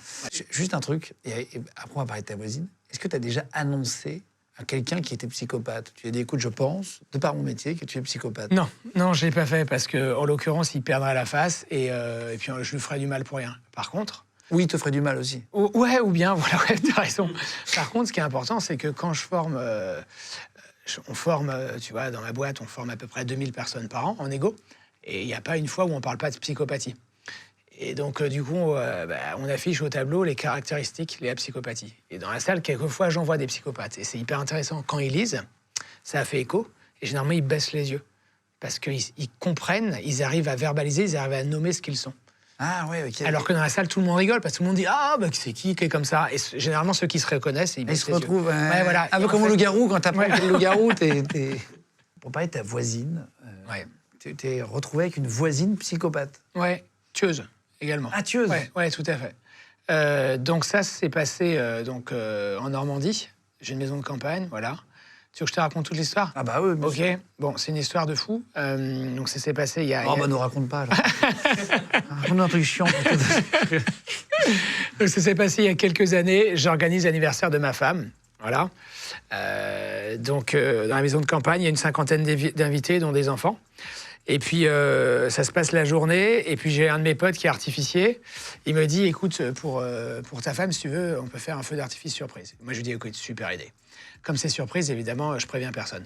Donc, il va installer le feu d'artifice tout au bout du jardin, dans le champ du voisin d'en face, ok? Donc, la journée se passe hyper bien. Et puis, le soir, vers 23h, tous les invités, donc, ils vont tout au bout du jardin. On a nos lampes torches, tout ça. Et ma femme, elle ne sait pas ce qui va se passer. Et là, il y a un feu d'artifice qui démarre. Et donc là, elle est hyper contente, elle voit ça, mais je regarde ça et je me dis, ah ouais, c'est quand même hyper haut, genre Johnny Hallyday. Et donc, même si on est en pleine campagne, on a quand même des voisins. Et là, tout d'un coup, j'entends ça hurle. Et j'ai un de mes potes, il me dit, Marwan, il faut que tu arrives. Donc du coup, je me dirige vers la clôture. Donc c'était pas le champ du voisin en face, c'était les voisins d'à côté. Donc même si nos maisons sont séparées, il y a quand même une clôture. Et au moment où j'arrive, mon voisin, il dit, vous allez arrêter ce putain de feu d'artifice, vous les connards de Parisiens. Alors, nous, du coup, on est 75, on s'entend hyper bien avec nos voisins d'habitude, mais là, c'est parti en vrille. Donc, qui sont mes voisins? Donc, ma voisine, en fait, je la suspecte d'avoir buté son mari. Sauf qu'au moment des faits, en fait, j'avais pas de preuves pour ça. Pourquoi je la suspecte? Parce qu'il faut revenir quelques années en arrière. Mes voisins, je les vois un week-end sur deux, en moyenne. Ils ont des animaux, ils ont des poules, et puis souvent, je discute avec eux, et puis, quelquefois, ils donnent même des œufs à mes enfants. Et puis, un jour, qu'est-ce que je vois? Je vois plus que la femme, il n'y a plus le mari. Et donc, je lui dis, bah tiens, alors, je tais leur prénom volontairement, je dis, tiens, bah, il est où ton mari? Et là, elle me dit, ah, bah, il est parti dans une autre région, il veut plus entendre parler de personne. OK? Le problème, c'est que sa baseline, c'est-à-dire son comportement de base dans une situation dénuée de stress, je la connais par cœur, puisque je la connais bien, ma voisine. Et quand je vois qu'elle me parle de son mari, je vois qu'elle me ment. Il y a plein d'indices de tromperie. Donc, qu'est-ce que je fais? Je rentre en machine de guerre à son insu et j'extrais de l'information à son insu. Et plus j'avance, plus il y a des dissonances et des anomalies comportementales. Mais tant que j'ai pas de preuves, évidemment, ça sert à rien. Donc, qu'est-ce qui s'est passé? Je peux te le dire parce que j'ai été interrogé en commission rogatoire par la suite. Donc, elle a attendu son mari. Elle avait un véritable arsenal militaire. Elle a scié un de ses canons, ce qui fait un canoncier, du coup ça tire plus comme ça, mais ça tire comme ça. Elle lui a mis un fusil, ouais. Ouais, voilà. Elle lui a mis 2 balles au premier étage. Ensuite, elle a tiré le corps, qu'elle a enroulé dans un tapis. Et ensuite, elle a tiré tout au bout de son jardin, qui longe le mien. Et ensuite, elle a foutu le feu au corps. Et le problème, c'est qu'elle pensait que le corps allait dû brûler au bout de 24 heures. Sauf que pour brûler un corps, il vous faut des semaines. Et en l'occurrence, il y aura toujours des trucs qui restent. Donc du coup, qu'est-ce qu'elle fait? Elle reprend le corps, elle le ramène chez elle, et ensuite, elle le découpe en morceaux. Et elle va enterrer les bouts dans son jardin, donc en face du mien, et le reste des bouts, elle va les balancer dans une forêt à 10 km de là. OK? Et donc, du coup, en fait, si tu veux savoir la suite de l'anniversaire de ma femme, parce qu'on arrive 1 an et demi après... Tu te fais engueuler, mais tu te fais engueuler par un homme? Et voilà, je me fais engueuler par un homme. Qui c'est, à ton avis? 1 an et demi plus tard? Le fantôme? Ouais, le fantôme ou bien l'amant. Tu vois? Ah. Ouais, effectivement. Donc, elle s'était remaquée entre-temps ou bien pendant, on ne sait pas. Ah ouais. Et donc, du coup, lui, il part en vrille. Il nous demande d'arrêter le feu d'artifice. Et on ne peut pas l'arrêter parce qu'il est automatique. Et au moment où j'arrive pour le stabiliser, elle sort. Elle nous tire dessus au fusil. Mais non. Bah si. Et donc, du coup, là, je demande... Ça fait des bonnes journées, hein. Ouais, ça fait des bonnes soirées, surtout, ouais. Donc là, je demande à tout le monde de rentrer. Et du coup, j'ai entendu où partait le coup de feu, donc je me positionne de telle sorte que si elle tire une deuxième balle, elle butera son copain avant que la balle ne m'atteigne. Donc tu vois, la situation, elle est un peu dégradée, là. Et il faut que j'agisse assez vite. Donc là, c'est de la négo de crise, il faut aller hyper vite. Donc je te la fais très simple, j'arrive à stabiliser le gars. Et puis au bout de 5 minutes, en fait, il met son bras au-dessus. Là. Mais il y a toujours le feu d'artifice, là? Ah oui, toujours le feu d'artifice. Hein. Et donc, il fait ça et vous souhaiterez un excellent anniversaire à votre femme. Donc, encore une fois, c'est l'importance également de la négo, c'est qu'il faut aller très vite, il faut purger l'émotion et comprendre pourquoi il est parti en vrille. En fait, si tu veux savoir, il avait peur que les retombées du feu d'artifice embrasent la paille, ce qui était impossible. Et donc, du coup, tout ça pour dire que lui, il l'a également aidé donc sa nouvelle copine a enterré les bouts dans le jardin d'en face. Et donc ma voisine, j'avais l'intuition qu'elle avait fait quelque chose, mais ça a été confirmé par la suite, et puisqu'il y a eu un énorme procès. Puis Comment ça s'est su? Comment ça s'est su, l'histoire? Comment ils ont vu que c'était elle? Ah ouais, alors on avait tous des doutes, et puis moi à chaque fois je disais à mes voisins qui étaient un peu plus loin, je dis mais appelez la gendarmerie, parce que moi je suis là que le week-end. Et à chaque fois que je revenais, personne n'allait voir la gendarmerie. Et je me dis, mais en fait, pourquoi vous n'y allez pas? Et en fait, ils avaient peur d'aller à la gendarmerie, parce qu'ils avaient peur des représailles. Donc je me dis, OK, j'y vais. Et le problème, c'est que la gendarmerie, du village où je suis, au fait, elle est fermée le week-end. Du coup, finalement, j'ai laissé le truc passer. J'ai jamais raconté à la gendarmerie qu'on s'était fait tirer dessus. C'est vrai? Ouais, parce que j'étais passé à autre chose, je m'en foutais. Bon, bref, j'aurais dû y aller. Et ce qui va se passer, c'est que la première femme de ce monsieur qui a été découpé en morceaux, voilà, ben à un moment donné, elle a cherché à le joindre. Et comme elle n'arrivait pas à le joindre, elle a appelé un des voisins. Et un des voisins va dire, mais nous, ça fait plus d'un an qu'on n'a pas de nouvelles. Et elle dit, quoi? Et c'est elle qui va appeler la gendarmerie, et après, tout va se mettre en ordre de marche. Oh là là, et là, elle est en prison? Là, elle est en prison, elle a été condamnée à 25 ans. Ah, waouh! Mais elle a fait appel. Voilà. Ah oui, d'accord, ok. Ouais. Et la maison? Je viens de la racheter. Non, c'est vrai? Ouais. Mais pour éviter d'avoir des fous, quoi. Ouais. Ah, t'as racheté la maison? Ouais, exactement. J'ai racheté la maison il y a un mois, et on a commencé les travaux. Et t'en fais quoi? Eh ben, je vais faire un musée. Non, je rigole, je vais faire un gîte. C'est vrai? Je vais faire un gîte, ouais, exactement. Exactement. Après, Ça t'a pas fait bizarre de racheter une maison dans laquelle il y a un mec qui a été découpé? non, alors moi, pour le coup, je m'en fous, mais ma femme, elle flippe qu'il y a un fantôme, tout ça. Bon, comme j'y crois pas, voilà, bon, bref. Ah, tu crois pas du tout à tout ça? Non, ouais, je suis plutôt cartésien, ouais. Toi, tu as déjà été en lien avec des négociateurs, certains qui sont partis au GIGN, certains partis ailleurs. Comment il faut faire une prise d'otage? Tu disais, situation dégradée, j'ai géré en 5 minutes. Qu'est-ce qu'il faut faire dans une prise d'otage? Si un jour quelqu'un tombe face à un mec qui prend en otage et que c'est le premier sur les lieux, qu'est-ce qu'il faut faire? Et quand t'es otage? Non. Quand t'es à l'extérieur, justement, t'es face à un mec qui est en prise d'otage. Ouais. Quand t'es dans le rôle du négociateur. Ah, quand t'es le rôle du négo. Tu rentres dans une boulangerie, il y a un mec qui prend en otage quelqu'un, tu fais attendre, monsieur. Ok, très bien. Donc, les premières phases de contact. Ouais, qu'est-ce qu'il faut faire? Il faut désamorcer. En fait, ce qui est important, c'est que souvent, ces gens-là souffrent de débordements émotionnels. Ok? Donc, notre job, c'est comme j'avais fait avec mon voisin qui était parti en vrille, il faut purger l'émotion. Ok? Il y a différentes manières de purger une émotion. Je peux te montrer ce que je fais régulièrement. Si toi, tu pars en vrille, voilà, c'est ce que j'avais fait avec mon voisin. Mon job, c'est de verbaliser l'émotion que tu ressens. Si je touche juste, tu te rappelles l'amygdale dont je te parlais, là, qui est, voilà, en fait, ça va la calmer. Ça va la calmer. Et j'ai besoin de la calmer parce que sinon, j'arriverai pas à te raisonner, ok? Sans vouloir te convaincre. Parce qu'encore une fois, ça sert à rien de te convaincre. Tu chercheras pas à te rendre. Donc du coup, si par exemple, tu pars en vrille, au lieu de te dire, voilà, par exemple, je vois que vous êtes en colère, déjà, on va pas dire ça. Bah, si je te dis ça, je vois que vous êtes en colère, je pointe ta responsabilité. Et psychologiquement, pour toi, ça peut être hyper difficile. Par contre, si tu fais ça, il y a beaucoup de colère dans vos propos, si je peux me permettre. Tu as vu ce que je fais, je cible les propos. Ok? Quand je gère un suicidaire, je dis pas, par exemple, vous avez l'air résigné. Je vais te dire, il y a beaucoup de résignation de votre voix. Donc, dans un premier temps, je dois purger l'émotion. Pourquoi? Parce que si je calme l'amygdale, en fait, la cognition, comme ce dont je te parlais tout à l'heure, en fait, va être de nouveau accessible. Donc, mon job, dans un premier temps, c'est de stabiliser la situation. Et la deuxième manière que je vais faire, c'est que je vais obtenir des oui à ton insu. Si on parle un peu de technique, plus j'arrive à récolter des oui à ton insu, plus je vais créer le lien. Plus je récolte des non, plus je détruis la relation. Donc, je vais récupérer des oui à ton insu. Il y a différentes manières de le faire. Mais je ne vais pas rentrer forcément dans tous les détails. D'accord. Ouais. Ah, il faut aussi d'avoir des oui. Exactement. C'est ça qui nous permettra d'avoir le gros oui pour la reddition. Il fait beau, hein? Ah oui. Non, mais non. Quand ça parlait du temps, mettre vos otages. Il fait beau, il fait chaud, hein? Putain, c'est fou. Et alors, tu sais qu'il fallait jamais essayer de raisonner un psychopathe. Non. Pourquoi? C'est pas raisonnable, un psychopathe? Ouais, alors, c'est pas forcément... Alors, c'est pas le raisonner, c'est autre chose. Il faut pas en appeler à l'émotion. Tu vois, si par exemple, tu essaies de le sensibiliser en disant « Voilà, mais vous êtes engagé là-dessus, comment on va faire ?» En fait, tout ça, ça marche pas. Il faut factualiser les choses. C'est des gens qui fonctionnent avec une raison froide. Donc, du coup, il faut rester dans le factuel et non pas du tout dans l'émotion. Sinon, ça ne sert à rien. Et après, quand je disais ne pas raisonner, c'est qu'en l'occurrence, souvent, on essaie de convaincre des gens qui ne cherchent pas à être convaincus. Et donc, tout ça, ça sert à rien parce que ça crée ce qu'on appelle un effet de réactance psychologique qui crée l'inverse. Ça te parle, ça, ou pas? Bah, bien sûr, la fameuse réactance. Ah, ben, un réactance de réactance. Non, mais oui, je comprends. Ouais, en fait, c'est que ça provoque l'effet inverse. Ouais, la réactance, si tu veux, c'est que... Essayer de le calmer, il s'énerve. Ouais, voilà. En fait, c'est dès lors qu'un individu a le sentiment, surtout c'est ça, le sentiment que sa liberté d'action, lui est ôtée de façon virtuelle ou véritable, il va agir à l'inverse de ce que tu attends de lui. Donc, par exemple, si tu es anti-masque, tu te rappelles pendant le Covid, plus je te demande de porter un masque, moins tu le feras. Ah oui, Ouais, c'est la base pour les enfants. Exactement. Plus tu as envie qu'ils se taisent, plus il va faire de bruit. Exactement. Chérie, je suis au téléphone, j'ai besoin de silence. Et là, il va se mettre à côté de toi, il va te taper tous les objets. Mais c'est vrai, tu connais. Exactement. Moi, je les enfants. Bien sûr, j'en ai 3. Donc, c'est ce qu'on appelle l'effet de réactance psychologique. C'est pour ça qu'on ne cherche pas à convaincre quelqu'un qui ne cherche pas à être convaincu. Principe de base en égo. Voilà. Et qu'est-ce qu'il faut faire si tu veux faire taire ton enfant pendant que tu parles au téléphone? Un sujet qui intéressera plein de gens. Ouais, tout dépend de la situation. Généralement, on fait une pause. OK, on stabilise l'enfant. On cherche à comprendre pourquoi il agit comme ça. Très bien. Une fois qu'il a révélé pourquoi il agissait comme ça, on peut du coup proroger finalement le moment où il a foutu le bordel.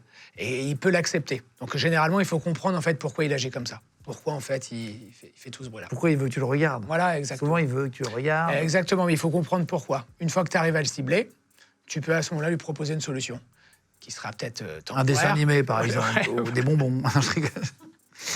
Ok, non, mais c'est intéressant de comprendre. Peut-être à bosser avec un psychopathe dans une négociation honnête. Je crois que c'était un client et tu as compris qu'il ne te paierait pas. Ah oui. Est-ce que tu veux expliquer ça? Ah oui. En fait, le problème des psychopathes, comme je te disais, comme la prévalence c'est 1%, une personne sur 100 que tu rencontres est psychopathe, et plus cette prévalence, elle va augmenter, cette prévalence, plus tu arrives sur des niveaux hiérarchiques élevés. Donc je suis contacté pour faire une négo, et il me dit, le gars, si vous réussissez cette négo, en plus de mes honoraires classiques, il me donnera un bonus. OK, mais il ne souhaite pas le contractualiser. Comme j'ai discuté un peu avec lui, j'ai vu que le mec était psychopathe. Et il y a un principe de base, face à un psychopathe, la relation donnant-donnant n'existe pas. La relation de confiance n'existe pas. Même si je réussis, je me dis, avec un peu de malchance, il ne me paiera jamais. Et donc, du coup, qu'est-ce qui se passe? Je vais passer 2 jours à négocier avec lui pour qu'on contractualise le bonus. Voilà. Non pas que mon driver premier, ce soit l'argent, mais encore une fois, c'est simplement d'être honnête mutuellement. Et donc, du coup, il va accepter, et je le vois, ça l'embête, et OK, on le contractualise. Je fais la négo, je réussis la négo, et le bonus doit être payé. Et en fait, qu'est-ce qui s'est passé? Il ne veut pas payer le bonus. Oui, bien sûr, je le savais. Mais comme j'avais contractualisé, il n'a plus d'autre choix que de le payer. Il ne voulait pas aller en justice. Putain, c'est fou, hein? Donc c'est pour ça qu'il faut s'en prémunir, voilà, en contractualisant les choses. Tu as rencontré un autre patron d'entreprise au Royaume-Uni. Ah ouais, ça c'était fou, ouais. Parce qu'en fait, tu bosses dans une boîte pour expliquer, pour vous tous, donc il est déjà venu, Marwan, avec Sébastien, qui avait animé l'émission à ce moment-là. Je vous remets le lien sous la vidéo en cliquable, ceux qui veulent aller voir, si ça vous intéresse, d'écouter le parcours de Marwan. Mais juste en une phrase, est-ce que tu peux décrire exactement ce que tu fais? Tu as une boîte aujourd'hui indépendante? Oui, exactement. Donc, du coup, je suis dirigeant d'ADN. ADN, c'est une agence de négociateurs. Je compte à peu près une 30aine de personnes en France et à l'étranger. Et on intervient aussi bien sur la négociation de crise, tout ce qui est kidnapping et rançon, extorsion, suicidaire, que des négociations commerciales à fort enjeu, des conflits sociaux, des relations diplomatiques et tout ce qui touche également la relation patient. Et je négocie depuis plus de 25 ans maintenant. Waouh, wow. Tu es négociateur professionnel. Voilà, ouais, on peut appeler ça comme ça. D'accord. On va revenir sur ton couple après, du coup. Comment ça se passe avec tes enfants? C'est intéressant. Est-ce que tu mets en marche tout ce que tu sais? Est-ce qu'en application et tout, c'est rigolo? Donc, patron d'entreprise au Royaume-Uni, qu'est-ce qui va se passer avec cet homme-là? J'accompagnais un COMEX, un comité exécutif, comme je peux le faire parfois. Et donc je tais le pays. Hein. Donc, c'est au Royaume-Uni, volontairement pour préserver le pays en lui-même. Parce qu'au Royaume-Uni, il y a plusieurs pays. Et donc, qu'est-ce qui se passe? Il s'était engagé à créer une entreprise dans le nord d'un de ces pays-là, qui allait du coup générer 250 emplois. Il s'était engagé auprès des familles et tout ça. Et puis lors d'un COMEX, une réunion, voilà, il annonce à tout le monde que finalement on n'ira pas dans le nord, mais on ira dans le sud. On ira dans le sud, c'est beaucoup mieux. Et là, tout le monde se tourne vers lui en lui disant « Mais attendez, mais pourquoi vous faites ça ?» Il dit « Ah non, mais en fait, dans le sud, je me suis bien renseigné, ça nous coûtera moins cher. » Et tout le monde le sensibilise en disant « Mais on s'est engagé auprès de 250 familles, auprès du maire, on ne peut pas faire ça. » Et lui dit « Mais je vois pas le problème, parce qu'il est psychopathe. Il n'y a pas d'empathie. Encore une fois, pour les familles, il s'en cogne. » Et donc, tout le monde essaie de le sensibiliser. Donc, qu'est-ce que je fais? Je fais écouter levée de séance. Et donc, du coup, on clôture la réunion. Et je me retrouve avec tout le monde, sauf le président, qui est psychopathe. Et je leur dis, écoutez, ça sert absolument à rien d'essayer de le raisonner, parce que notamment par l'émotion, de le faire culpabiliser, parce qu'encore une fois, il ne ressent pas de culpabilité. Donc, je dis, on va bosser sur le factuel. Donc, je te la fais hyper courte. On s'est renseigné sur le sud, où il voulait mettre l'usine, et on s'est rendu compte qu'il y avait des taxes que lui n'avait pas en tête.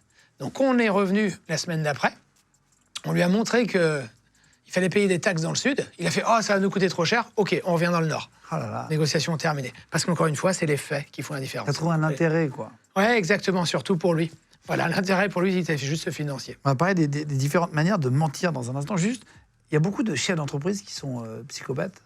Alors, il ne faut pas généraliser, mais en fait, on considère que c'est entre 5 et 10%. Quand même, hein. Ouais. Mais en fait, c'est vrai que parfois, tu vois des gros chefs d'industrie à la télé, tu sens que ça peut être... Ouais, Il y certains. en a qui sont glaçants. Oui, Certains, exactement. ils sont super, attention. Oui, évidemment. tout à fait. Mais parfois, tu vois des mecs à la télé, tu fais, waouh, c'est quand même... Oui, Il y a exactement. une dureté. Oui, tout à fait. Dans l'armée, il y en a aussi. Ouais. C'est très haut niveau. Oui, exactement, on peut l'avoir également. Mais en fait, c'est ça le problème, c'est que plus tu montes, plus tu es exposé. C'est ça le souci. Plus tu montes, plus tu es exposé. Pourquoi ? Parce qu'à un moment donné, on va te demander peut-être de prendre des décisions qui vont aller à l'encontre de tes valeurs. C'est ça le problème. Tant que tu es en bas, tu es plutôt préservé. Plus tu montes, plus tu es exposé. Ah ouais. Ouais. Je vais te citer des gens connus. Tu vas me dire si, d'après toi, qui est négociateur et spécialiste de ça, s'ils ont des profils psychopathiques, sociopathes. D'après toi, et c'est parce à que la je l'ai louche, déjà hein, rencontré. Ouais. évidemment.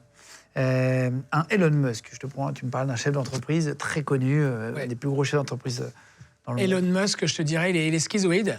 Mais ça te parle peut-être pas, schizoïde. Si, tout le monde l'utilise tous les jours, ce Oui. mot. Pas toi. Dès que je me lève, je dis tiens, il fait un beau schizoïde. Je mangerais bien schizoïde. Non, c'est vrai que c'est un mot qu'on a l'habitude Ouais, d'entendre. alors schizoïde. Lui, il est particulier. Je crois qu'il est, tu sais, il a 12 enfants, il les a appelés avec des lettres. Ouais. C'est quelqu'un qui est très particulier, Ouais. qui est très en avance sur certains points. Oui, très- exactement. Mais oui, alors j'ai jamais rencontré, mais effectivement, sans trop prendre de risques, je dirais qu'il est plutôt schizoïde. Les schizoïdes, c'est des gens qui sont plutôt solitaires, réservés, qui semblent désintéressés des relations humaines et qui ont souvent recours à des plaisirs solitaires. Et donc, du coup, c'est souvent des fans de BD, des collectionneurs et compagnie. Et c'est des gens qui sont brillants, très intelligents, mais qui partagent très peu leurs émotions. Un peu geek. Un peu geek, voilà. Les geeks sont surreprésentés chez les schizoïdes, ils sont surreprésentés. Ah, wow. Exactement. Donc il est plutôt, je dirais, schizoïde. On le voit sur ses prises de parole à la télé, il n'est pas très à l'aise. Les schizoïdes ne sont pas à l'aise, notamment à la télé ou quand il y a des groupes. Voilà. Et puis, et je crois qu'il a quelques petites tendances bipolaires aussi. Ouais. De ce que j'avais cru comprendre, parce que autant il avait des phases hyperactives et après des phases plutôt de dépression. Voilà, donc ça, il enchaînait par moments. Et puis, il est très particulier pour pouvoir bosser 20 heures par jour. Oui, exactement. C'est un profil, j'imagine, beaucoup plus compliqué en réalité Ah que oui, la moyenne. Exactement. Et puis donner des chiffres à ses enfants, des noms de chiffres, voilà, ça c'est un truc de schizoïde, parce que les schizoïdes, souvent, ils sont fans de science-fiction aussi. Hein. Ils ont des rêves. Il a rappelé Twitter exceptionnels. X, tu vois. Ouais, Et exactement. je me suis rendu compte d'un truc, c'est qu'il a appelé Space X. Ouais. Et X pour le réseau social. Voilà, Ouais. je me suis rendu compte hier. Ouais, ouais. Donc je me suis dit que ça me ferait une bonne anecdote qui ne servira à rien dans une émission. Là. Mark Zuckerberg, Schizoïde. c'est un peu le même profil, Ouais, ce qui veut dire je dirais, qu'Elon voilà. Musk, non? Ouais, Peut-être effectivement. moins froid, lui. Il a l'air d'avoir un peu envie de faire Ouais. du MMA, plus... Oui, c'est vrai, mais drôle. si tu regardes ses prises de parole à la télé, tu as vu comme il n'est pas très à l'aise. Ah bah oui, Ouais, c'est exactement aussi. Hein. Contrairement, tu vois, à un profil qui pourrait être beaucoup plus exubérant. Lui, je dirais plutôt qu'il est schizoïde également. Donald Trump. Donald Trump, je dirais narcissique à tendance psychopathique. Voilà. Ah oui, c'est vrai. Ouais, narcissique, bon, ça tout le monde le pense. Il faut 6 critères pour le narcissisme. Hein. C'est vraiment différent de égocentrique. Narcissisme, en fait, c'est forte estime de lui-même, considère que les avantages lui sont dus, manipulateur, arrogant, et méprise 99,9% des gens qui l'entourent. Et vision très manichéenne du monde. Tu vois, c'est bien, c'est pas beau. C'est beau, c'est moche. Il n'y a pas de nuance dans le jugement. C'est un homme, quoi. C'est bon, ça sent mauvais, ça pue. Et puis voilà, et puis à tendance psychopathique, je dirais. Ouais. Jeff Bezos. Jeff Bezos, ouais, je dirais schizoïde également. C'est vrai, Ouais. hein, c'est marrant. Ouais. Bill Gates aussi, Ouais, un peu ouais, pas Kim mal. Jong-un. Oh là, non. Alors lui, ça fait partie des profils un peu énigmatiques. Parce que finalement, on connaît très peu de choses d'eux. Ouais, c'est difficile à et dire. puis, les gens qui ont pu le côtoyer disaient c'est un mec qui est hyper sympa, il fait que de rigoler, tout ça, il sort des blagues. Mais je pense que narcissique. Pourquoi ? Parce que tu sais, dans ce pays-là, il y a un culte de la personnalité. Et donc, ça peut générer également du narcissisme chez les dirigeants. Vladimir Poutine. Ok, donc c'est un personnage hyper énigmatique également, mais sans trop prendre de risques, je dirais effectivement psychopathe. Ouais. Joe Biden. Le problème, c'est qu'on le connaît surtout à l'heure actuelle, mais il paraît qu'avant, c'était un mec hyper empathique, donc je sais pas dire. Javier Milei, Ah président oui. de l'Argentine. Ah oui, lui, c'est un champion, lui. Alors, lui, je dirais colérique, impulsif et schizotypique. C'est encore autre chose, ça, schizotypique. Les schizotypiques, c'est des personnages un peu excentriques. T'inventes des mots au fur et à mesure. Non, Lui, c'est plutôt psycho-caco. Mais bon, Non, du c'est coup, des- tout le monde fait ouais, c'est psychotypique. non, mais c'est c'est énorme. non, c'est des termes scientifiques, hein, évidemment, qui Mourir sont, de cochon, pas. qui sont reconnus par la science. Schizotypiques, c'est des gens qui sont un peu excentriques, tu vois, et qui ont une perception déformée de la réalité. Ils aiment bien les sciences occultes. Tu vois ce que je veux dire. Et donc, si tu connais un peu sa vie de Javier... Non, mais c'est le président argentin. Hein, Ouais, mais oui, mais tu as vu ce qu'il a fait. Il a cloné son chien. Son chien est mort en 2017. Il s'appelait Conan, en référence à Conan le barbare. Et puis, il a fait cloner 4 fois son chien et il leur a donné des noms d'économistes. Tu sais, il a toujours le même chien, quoi. Ouais, exactement. Et puis, Sa vie. il a contacté une médium, pour info, qui fait de la communication interespèce. Elle lui permet de parler avec son chien. Waouh. Voilà. Donc, je dirais plutôt schizotypique. Lionel Messi, pour prendre un footballeur. Ouais, j'ai une personnalité discrète, je dirais simplement. Ouais. Cristiano Ronaldo. Ouais, narcissique, de toute façon, il s'en cache pas. Ouais. Kenny West. Kenny West. Kenny West, c'est un particulier aussi. Ah oui, Kenny West, un particulier, il est, je dirais, bipolaire, qui génère de la paranoïa. Il a des hauts et des bas. Exactement. Et d'ailleurs, je crois qu'il avait déclaré une fois que sa paranoïa le faisait souffrir. Taylor Swift, star internationale. Ah ouais, généreuse, empathique. De ce que j'ai vu, il n'y a pas de trait saillant lié Et à elle est vraie? complexes. Elle semble être, du moins, quoi. Ouais. T'es pas une Swifter, quoi. T'es pas une Swifteuse. Ma femme plus, quoi. Conor McGregor, Narcissique, je dirais. narcissique et un petit. Ouais. Et puis il le revendique, en fait. Ouais. Petite dernière, Kim Kardashian. On a pris des personnalités au hasard. Ah oui. Je dirais, alors, bon, effectivement, il y a sûrement du narcissisme, mais ce qui la caractérise, c'est qu'elle a une addiction, elle a une homophobie. Ça, tu vas pas connaître, peut-être? Une quoi? Nomophobie. Ah non. Ouais, c'est no mobile phobia. Donc, c'est une phobie au fait de ne pas avoir de téléphone portable sur soi. Et en fait, ces gens-là sont ultra anxieux parce qu'en fait, ils ne peuvent pas consulter leurs messages. Et en fait, elle ne peut pas quitter son téléphone, ce qui crée d'autres addictions derrière. Voilà. On va parler des manières de mentir. Est-ce que tout le monde ment au quotidien? Tout le monde. 2 à 20 fois par jour. Putain. 20 fois par jour? Mais tu 2 racontes à, quoi? 2 à 20 fois par jour selon la science. C'est Oui. les mecs qui s'inventent vraiment une vie? Non. Si je te demande est-ce que tu as passé une bonne nuit et tu me réponds oui, même si c'est faux, tu m'auras menti. La plupart des mensonges, c'est des mensonges blancs, sans aucune incidence. Ah, t'es un bel enfant, tu vois. Voilà, ce genre de choses. Tu vois.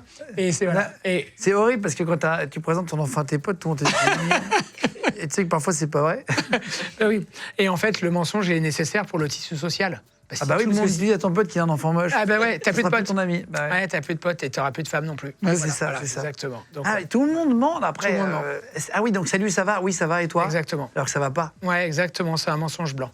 Mais ce qui va surtout nous intéresser, nous, c'est les mensonges noirs, où les gens mentent pour éviter des conséquences lourdes. Mais la plupart des mensonges sont blancs. Il y a des manières plus courantes de mentir? Oui, les manières les plus courantes, c'est l'omission. C'est sûr, ce sera très difficile pour qu'on te chope. C'est quand tu dis pas. Ouais, tu dis J'ai rien, oublié. en fait. Ouais, exactement. En fait, tu prends pas de risque. Et c'est la manière la plus courante qui est, on va dire, la plus efficace. Ah ouais. Pour savoir si les gens, tu peux savoir si quelqu'un est en train pour la tromperie. Toi, tu as déjà dû discuter avec des gens pour savoir si elle est trompée. Ouais. Ça t'est arrivé ou pas? Oui. Ouais, j'ai eu des copines qui m'ont demandé pour savoir si leurs copains les trompaient. Mais j'ai arrêté de faire ça, c'était horrible. Qu'est-ce qu'il y a comme indice de tromperie? Il y a Des capotes dans la poche, je dis. Très bon indice de tromperie. Tu veux que je te montre un? Ouais. Ok, tu peux te redresser un peu vers moi? Ouais, comme ça? Ouais. Honnêtement, si tu sais pas, tu le dis, hein, parce que la question que je vais te poser, elle est hyper difficile. Si tu ne sais pas, tu le dis, d'accord? 1423 divisé par 27. J'en sais rien. Ok, très bien, c'est terminé. Donc du coup, vous pourrez voir au Voilà, ralenti c'était nul. ce que j'ai fait. T'imagines? Non. Donc tu vois, quand je t'ai dit 1423 divisé par 27, tu m'as dit ça, j'en sais rien.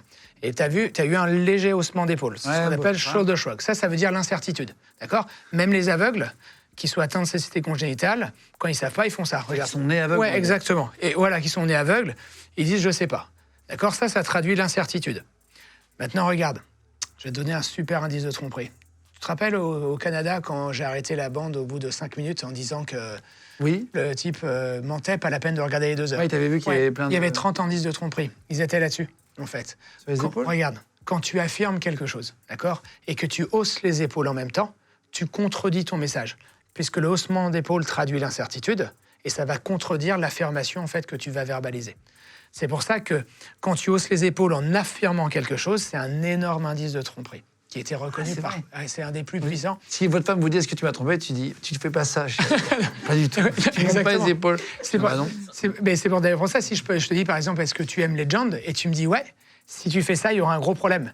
Si tu aimes Legend, tu vas me dire ça « ouais, Marwan ». Parce que ça, encore une fois, ça traduit l'incertitude. Donc c'est pour ça que quand les gens affirment quelque chose et haussent les épaules en même temps, il y a un petit souci, quoi. Voilà. Il y en a à la télé, des mecs qui bougent. Ça fait partie de leur baseline, leur comportement de base dans une situation dénuée de stress. Sarko, il fait ça tout le temps. Ce qui veut dire que c'est inexploitable. Si tu prends... et tu as d'autres personnes, en fait, ça fait partie de leur comportement habituel. Donc ce ne sera pas fiable, on va dire. Est-ce qu'il y a un mauvais menteur? C'est Bill Clinton, tu dis. Pourquoi Bill Clinton est un mauvais menteur? Alors parce qu'il s'est retrouvé dans une situation impossible. Et ça fait... Ouais, exactement. Et donc, du coup, je ne sais pas si tu te rappelles, face au grand jury, c'était l'été 1998, sur l'affaire... Faut expliquer. Monica Lewinsky. Ouais. Juste pour expliquer, en gros, il a eu une relation avec sa secrétaire, si je dis pas de bêtises. Stagiaire. Ou stagiaire. Et elle lui a fait une fellation, en gros, voilà. Je crois qu'il n'y a que ça, mais ils étaient en mariage, et enfin, il était marié, lui. Et c'était à la Maison-Blanche, et il était président de la République, donc c'était compliqué. Ouais, c'était compliqué. Président américain, quoi. Ouais, exactement. Et en fait, elle l'a dit, c'est elle qui l'a révélé. Je ne me rappelle plus trop de l'affaire. Ouais, effectivement, celle qui l'a révélée. Elle avait conservé une de ses robes où il y avait des taches dessus. D'accord. Tu peux imaginer. Et puis voilà, et après, elle était tombée. Mais sauf qu'en fait, sauf qu'il a dû parler face à un jury, parce que si tu peux imaginer ce que ça peut représenter pour un président. Et il est resté 4 heures face à un jury. Et donc, j'ai analysé beaucoup de ces vidéos, évidemment. Et donc, oui, il y en a une qui est emblématique. Il y a un passage qui est emblématique face au grand jury où on voit effectivement qu'il y a, en une phrase, il y a 3 indices de tromperie. Parce qu'il dit que c'est pas vrai, lui, au début? Oui, exactement. Il y a une phrase magique, notamment. Je vais te la dire en anglais, ça te va bien. Après, je te la traduis en français. À un moment donné, l'un des membres du grand jury lui dit ça. Miss Lewinsky said that while you were in the Oval Office, you touched her breast. Would she be lying? Et il fait ça. That is not my recollection. My recollection is that I didn't have a sexual relationship with that woman. Et donc, en français, ça donne ça. Il dit, voilà, Miss Lewinsky a déclaré, enfin, du coup, elle déclare que quand vous étiez dans le bureau ovale, vous avez touché sa poitrine. Est-ce qu'elle ment? Et voici sa réponse. Donc là, tu as une latence monstrueuse. Il se met en avant. Ouais, non, tu as une grosse latence. Donc, le temps de réponse, pour ceux qui nous écoutent en podcast. Ouais, donc tu as une latence, un temps de réponse qui est très lent. Donc il va mettre ses mains comme ça. Et comme il va dire, priait, et il va dire ce n'est pas ce dont je me souviens. Ce dont je me souviens, c'est que je n'ai eu aucune relation sexuelle avec elle. Donc il faut bien analyser tout ça. La première question qu'on lui pose, c'est est-ce que vous avez touché sa poitrine? Quand tu fais gaffe, il ne répond pas à la question. Il dit qu'il n'a jamais eu de relation sexuelle. Ça, c'est ce qu'on appelle une déclaration générale. OK? Il ne répond pas directement à la question. La deuxième, c'est le temps de réponse, la latence. Si je te demande est-ce que tu as eu une relation sexuelle avec cette personne, tu sauras me dire oui ou non facilement. S'il te faut plus de 4 secondes pour réagir, il y a quelque chose qui ne va pas aller. Oui, bien sûr. Et le meilleur, c'est ça, c'est quand il dit « That is not my recollection ». Ce n'est pas ce dont je me souviens. Ça, c'est ce qu'on appelle la mémoire défaillante. Ce qui veut dire que par la suite, s'il devait être confondu, il aurait bon jeu de dire « Mais c'est ma mémoire qui m'a fait défaut ». Tu vois? Donc, il se réfugie derrière sa mémoire. Donc, tu as 3 indices de tromperie hyper forts là-dessus. Ouais. Et en fait, pourquoi il fait ça? C'est pour éviter le parjure. Parce qu'aux États-Unis, le parjure, c'est très grave. C'est la violation du serment. Rappelle-toi, en fait, il jure de dire la vérité. Bon, pour éviter le parjure, qui pourrait conduire à l'impeachment, donc qui est l'inéligibilité. Il soit plus président. Exactement. Parce que c'est chrétien. Exactement. Les États-Unis, ouais, c'est sur la Bible. C'est très puritain. C'est très puritain, mais c'est sur la Bible, donc c'est sur le mariage. Exactement. Et donc c'est pour ça, en fait, qu'il cherche quelque part à trouver un peu une faille pour ne pas répondre directement à la question. Est-ce qu'il y a un bon menteur? On parle d'un mauvais menteur. Oui. Est-ce qu'il y a des bons menteurs? Est-ce qu'il y a un bon menteur connu où tu t'es dit, tiens, lui, c'est un bon menteur? Oui, effectivement. Il y en a qui sont bons. Ouais. Bernard Tapie était très fort. Ouais. C'est vrai? Ouais. Cahuzac, hyper bon. Cahuzac. Non, mais c'est vrai. C'est vrai. Parce qu'il a dit qu'il n'y avait pas de compte en Suisse. Ouais. Ça, tu vois l'image, tu voyais qu'il mentait. Justement. Ouais. En fait, il y a beaucoup de personnes qui ont analysé la vidéo après coup en disant mais ça se voit, il ment. Mais c'est facile après coup de dire il ment. Voilà. Il a cligné des yeux. Voilà, exactement. Et en fait, il pérore très bien. Et on le sait également, c'est qu'il y a un lien entre vos facultés cognitives et votre capacité à mentir. On l'a prouvé scientifiquement. Plus tu es intelligent, plus ce sera simple pour toi pour mentir. Ah oui, d'accord. Ouais, pourquoi ? Parce que quand tu es un peu limité, en fait, tu dois construire une histoire, tu dois s'assurer de te souvenir. Un mec malin va mieux mentir qu'un mec exactement. Voilà. Et comment tu peux piéger un menteur ? Tiens, si tu parles à un gars, dans une négo, toi, dans le cadre de ton métier, cadre professionnel, comment tu peux piéger un menteur ? Alors, il existe plein de techniques. Le but, c'est que la personne en face ne s'en rende pas compte. D'accord ? Qu'elle ne s'en rende pas compte. Je peux te montrer différentes techniques, mais sans révéler de trop gros secrets. Si, je vais te révéler un secret que je ne donne même pas dans mes formations. Tu vois ? Alcool ? Non. Mais tu sais qu'il y en a qui l'utilisent. Hein. Ah oui, sauf que ça ne marche pas. Ils se retrouvent dans les bars, et puis ils essaient de faire boire un peu. Exactement. Scientifiquement, on l'a prouvé, ça ne marche que dans 5% des cas. Ouais, c'est un peu comme le polygraphe, quoi. Non, mais ça peut aider parfois à se désinhiber, à obtenir une info. Il n'y a pas de dire qu'il ment. Mais... Ouais, le problème, c'est que les gens, ils peuvent aussi raconter n'importe quoi. Tu parles plus quand t'es bourré, quoi. Ouais, voilà. Mais ou tu peux également raconter n'importe quoi. C'est pour ça que c'est pas très fiable. Donc, du coup, pour voir si sur quelqu'un ment, en fait, je vais utiliser plusieurs techniques. Il y a une technique que j'utilise, en l'occurrence, c'est... La torture ? C'est d'offrir deux alternatives. Okay, par exemple, je te montre, ça c'était en opération, on avait un gars, on voulait savoir s'il avait volé une bagnole, d'accord ? Mais tu vas voir, c'est reproductible en fait dans la vie de tous les jours. Et donc, du coup, la question qu'on va lui poser, elle est hyper simple. Donc, je lui dis ça, je vais lui proposer deux alternatives. Je lui dis, en fait, cette voiture, tu l'as empruntée pour venir en aide à ta femme ou fuir la ville qui était sous les bombes. Et il m'a dit, ah non, c'était pour venir en aide à ma femme. Ok, donc ça veut dire qu'il a volé la bagnole. Tu vois, il s'est engagé sur une des deux options. Mais tu as vu, comme je lui dis, cette voiture, tu l'as empruntée, je dis pas tu l'as volée, hein. Cette voiture, tu l'as empruntée pour venir en aide à ta femme ou fuir la ville. Ah, tu mets dans un truc bien. Voilà, s'il s'engage sur l'une des deux options, en fait, il va admettre sa crédibilité. Voilà, ça, c'est ce que je peux utiliser. Sinon, il y a quelque chose qui marche bien, c'est de gonfler artificiellement le niveau d'implication de quelqu'un. D'accord ? Par exemple, si je te dis, tiens, hier soir en soirée, est-ce que tu as bu plus de 12 bières ? Tu vas me dire, non, je n'ai pas dépassé 4. Ok, je sais que tu as bu. Tu vois, je vais gonfler artificiellement ton niveau d'implication. Est-ce que tu respectes tout le temps la vitesse sur l'autoroute ? Tu me dis, oui, sauf quand je suis en retard. Ok, donc tu ne respectes pas tout le temps. D'accord ? Je vais gonfler volontairement ton niveau d'implication. Ah oui, ça c'est une bonne technique. Ouais, hyper puissant. Et le truc qui marche bien, c'est ce que je voulais te dire, c'est pick a number. Choisis un chiffre. Regarde. Donc, ça marche bien. Donc, regarde, si je veux savoir si tu m'as menti, Guillaume, je vais te dire ça. Écoute, je vais te demander de choisir dans ta tête un chiffre entre 1 et 1 million. N'importe quel chiffre, d'accord ? Si je tombe sur le bon chiffre, tu me dis la vérité. T'es d'accord ? Oui. Ok, ça y est, tu viens de tomber.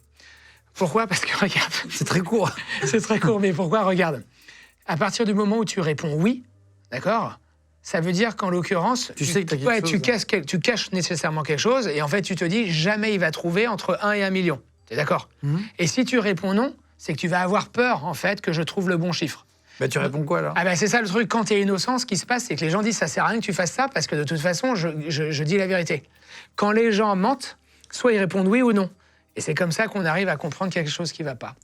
Pick a number. Ah, waouh. Choisis un chiffre. Tu bosses en com de crise, non ? Rien à voir ? Ça, c'est plus de la négo. Des négos. Mais quelquefois, effectivement, je passe un coup de pinceau. Oui. Pendant ta carrière, tu as déjà formé des personnes à détecter des mensonges. Un jour, tu tombes sur un vrai menteur avec une histoire de vol. Ouais. Oui, je forme à la détection du mensonge tous les mois, pour faire très simple, des boîtes dans le monde entier. Et j'anime une formation sur la détection du mensonge dans mes anciens bureaux. Et donc, on est à Paris. La première journée se passe hyper bien, il y a 12 participants. Le lendemain, j'arrive avant tous les participants avec mon assistante. Elle est en train de tout installer avant qu'ils arrivent. Et là, il y a un premier participant qui arrive, un deuxième, un troisième. Et juste avant d'arriver, je vois en fait que sur le porte-manteau, il y a des gants qui ont été oubliés. Donc forcément d'un participant de la veille. Et puis donc, il y a un premier participant qui arrive, comme je te disais, un deuxième, un troisième. Et là, le quatrième qui arrive qui dit Ah, j'ai oublié mes gants. Est-ce que vous les avez pas vus? Et donc, moi, naturellement, je me tourne vers le porte-manteau. Je dis oui, ils sont sur le porte-manteau. Et au moment où je regarde le porte-manteau, il n'y a plus les gants. Donc, c'est forcément une des 3 personnes qui vient d'arriver. Donc, du coup, je vais voir chacune de ces 3 personnes et je vais leur poser une question. Notamment, je vais utiliser une question piège pour les faire tomber à leur insu. Et c'est un peu dommage, puisqu'ils passent à une formation, ils sont en train de se faire former sur le mensonge. Et le 3e, je vois qu'il y a un truc qui ne va pas. Il y a un énorme indice de tromperie. Donc, qu'est-ce que je fais? Je vais directement dans son sac, devant lui. Hein. Normalement, on ne fait pas ça. Sous le regard des autres participants, j'ouvre son sac et je trouve les gants. Et je le regarde comme ça. Il baisse les yeux et il me dit « Ah, mais je les avais trouvés ». Je lui dis « Ouais, mais à l'instant, tu venais de dire que tu ne savais pas où ils étaient ». Donc, qu'est-ce qui s'est passé la 2e journée? Il était là, lors de la formation. Il a baissé les yeux toute la journée. Et après, évidemment, on ne l'a plus jamais fait revenir dans nos masterclass. Et ce que j'ai appris également, c'est qu'il volait le papier toilette dans nos toilettes. Putain, nous aussi, je pense qu'on se fait dépouiller, là. Là, j'achète 24 rouleaux par semaine, gars. Ils disparaissent. Je ne comprends pas. Donc, mais ça, c'est un truc classique. Je pense que tout le monde prend un papier... non, il y en a qui... Ah bah ouais, des rouleaux de papier toilette, quand même. C'est des cadres. Ça me paraît bizarre. Et voler des gants et du papier toilette... Ouais, je sais pas si c'est très classique. Je sais pas si tu fais ça. Moi, moi non, mais je me les fais dépouiller, je vois bien. Hein, je les paye, hein, les rouleaux de papier. Il y a des émotions, il y en a 7 de base. Oui. Pour expliquer comment on les cache, parce que dans le film Trap, il arrive, le père de famille qui est serial killer, tout au long du film, va cacher ses émotions tout le long pour ne pas se faire attraper et arriver à sortir de cette salle de concert sans se faire attraper par la police, etc. Donc il y a 7 émotions. Est-ce que tu peux expliquer lesquelles? Et après, on va en parler. Il existe 7 expressions d'émotions universelles. Ce qui veut dire que quel que soit ton âge, ton genre, ton environnement socio-culturel, ton éducation, tu vas activer exactement les mêmes muscles faciaux pour traduire ces 7 expressions d'émotions. Donc il y a la colère, le dégoût, le mépris, la joie, la tristesse, la peur et la surprise. Voilà, ce sont les 7 expressions d'émotions universelles. Il y en a qui sont plus faciles à cacher? Il y en a qui sont plus faciles à cacher que d'autres. Oui, tout à fait. En fait, tout dépend des muscles. Les muscles fiables et les muscles non fiables. Regarde, la surprise, les gens, en fait, quand ils vont se révéler, tu vois, les sourcils, ils vont remonter en arche, comme ça. La bouche va un peu s'ouvrir. Donc, ça va être plus simple que le dégoût. Le dégoût, sauf si quelque chose est vraiment nauséabond, ce sera beaucoup plus simple de cacher le dégoût. Le dégoût, ça se traduit comme ça, tu vois. On remonte un peu le nez. Ça va distordre le pont nasal. Donc, il y en a qui sont plus simples à cacher que d'autres. Mais après, tout dépendra de l'enjeu. Plus l'enjeu sera important, plus il nous sera difficile de masquer nos émotions. Dernière question, si tu veux bien. Tu as bossé sur une histoire d'un directeur financier d'une fraude à plusieurs millions. Ah oui. Comment est-ce que tu l'as débusqué? Alors, ça, c'était hyper intéressant. Et puis, ça montre à quel point il faut maintenant se prémunir avec on va dire, dans le contexte dans lequel on peut évoluer maintenant. Donc, je suis appelé je fais des auditions en fraude en entreprise, hein, quand on soupçonne des personnes d'avoir fraudé de l'argent, notamment des cadres ou des cadres dirigeants. Et là, je suis appelé sur un cas où, en fait, on soupçonne le directeur financier d'avoir fraudé plusieurs millions. Et en fait, tout le monde est persuadé qu'il a fraudé. Mais le truc, c'est que le mec, il est innocent. Et en fait, comment ça s'est passé, pour faire hyper simple? Un jour, il reçoit un WhatsApp, tu vois, de son président, et il ne reconnaît pas le numéro. Mais sur WhatsApp, en fait, il voit la photo de son président. Et son président lui dit « Écoute, j'utilise mon portable perso, mais ne t'inquiète pas, c'est bien moi, blablabla. » OK? Le mec, il a un doute quand même, il appelle. Donc, il appelle le président, et c'est bien son président qui lui dit « Non, c'est moi, tout ça. » Il dit « Écoute, je passe par mon téléphone perso parce que, en fait, je veux t'annoncer quelque chose. Pour l'instant, personne n'est au courant dans l'entreprise. On va ouvrir une filiale en Chine et je veux te nommer directeur général. » OK? Donc, le type, il est content, voilà, et ça va durer 8 jours, et il va lui faire comprendre que pour ouvrir cette filiale, il faut transférer plusieurs millions là-bas. Donc, le directeur financier, il se dit, bon, OK, je ne sais pas si je dois le faire, mais il le fait. Il tord un peu le système et compagnie.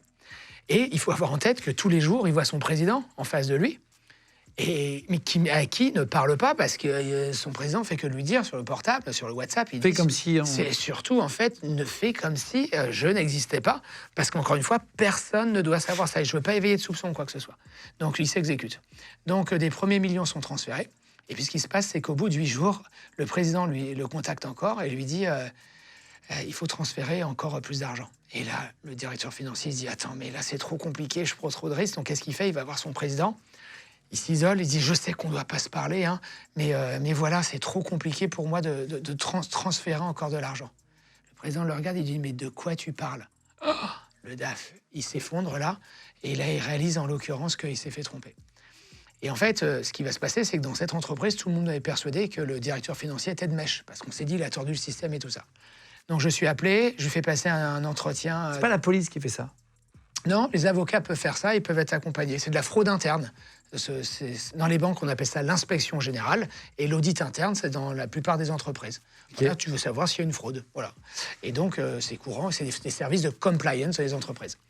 Et donc, je suis appelé, je lui fais passer un entretien de 2h45 et tout le monde est persuadé qu'il ment. Et en fait, le type, il était parfaitement honnête. C'est ce qui s'est passé. Donc, ils ont tamponné la boîte. Des mecs qui sont hyper bons. Ils sont allés également dans le dark web pour comprendre en fait que la boîte allait ouvrir une filiale en Chine. Donc, tout était hyper crédible. Et quand il a appelé, pour savoir si c'était son président, les hackers, avec l'IA, ils ont reconstitué la voix du président. Et en fait, c'est comme ça que le mec s'est fait avoir. Ah, fou, en fait. En temps réel. En temps réel, ouais, exactement.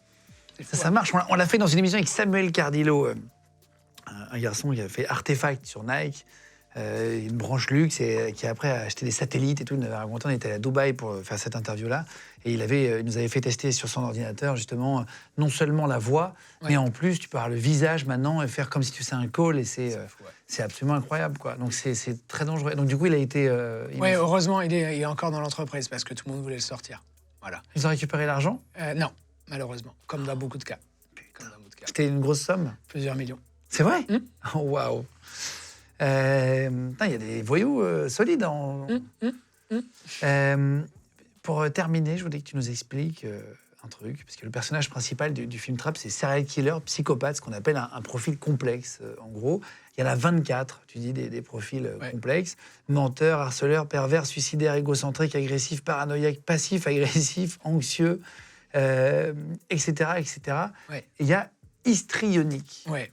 Si tu peux en expliquer 3-4 pour comprendre, qu'est-ce que c'est que histrionique ? Histrionique, c'est des gens qui passent très facilement du rire aux larmes, de l'euphorie à la détresse. Et pour ça, ils vont utiliser deux outils, la théâtralisation et la dramatisation. Donc un jour, ils vont te sublimer. Le lendemain, en fait, ils vont bouder. C'est très en dents de scie. Pourquoi ils font tout ça ? Simplement pour exister. En anglais, on dit drama queen, c'est un peu les drama queens, les divas. Voilà. Ça te fait peut-être penser à quelqu'un. Ah ben Joss, notre c'est pour rire. Et donc, en fait, c'est ça. Et en fait, ça vient de histrio, en latin, qui veut dire mauvais acteur, bouffon, pitre.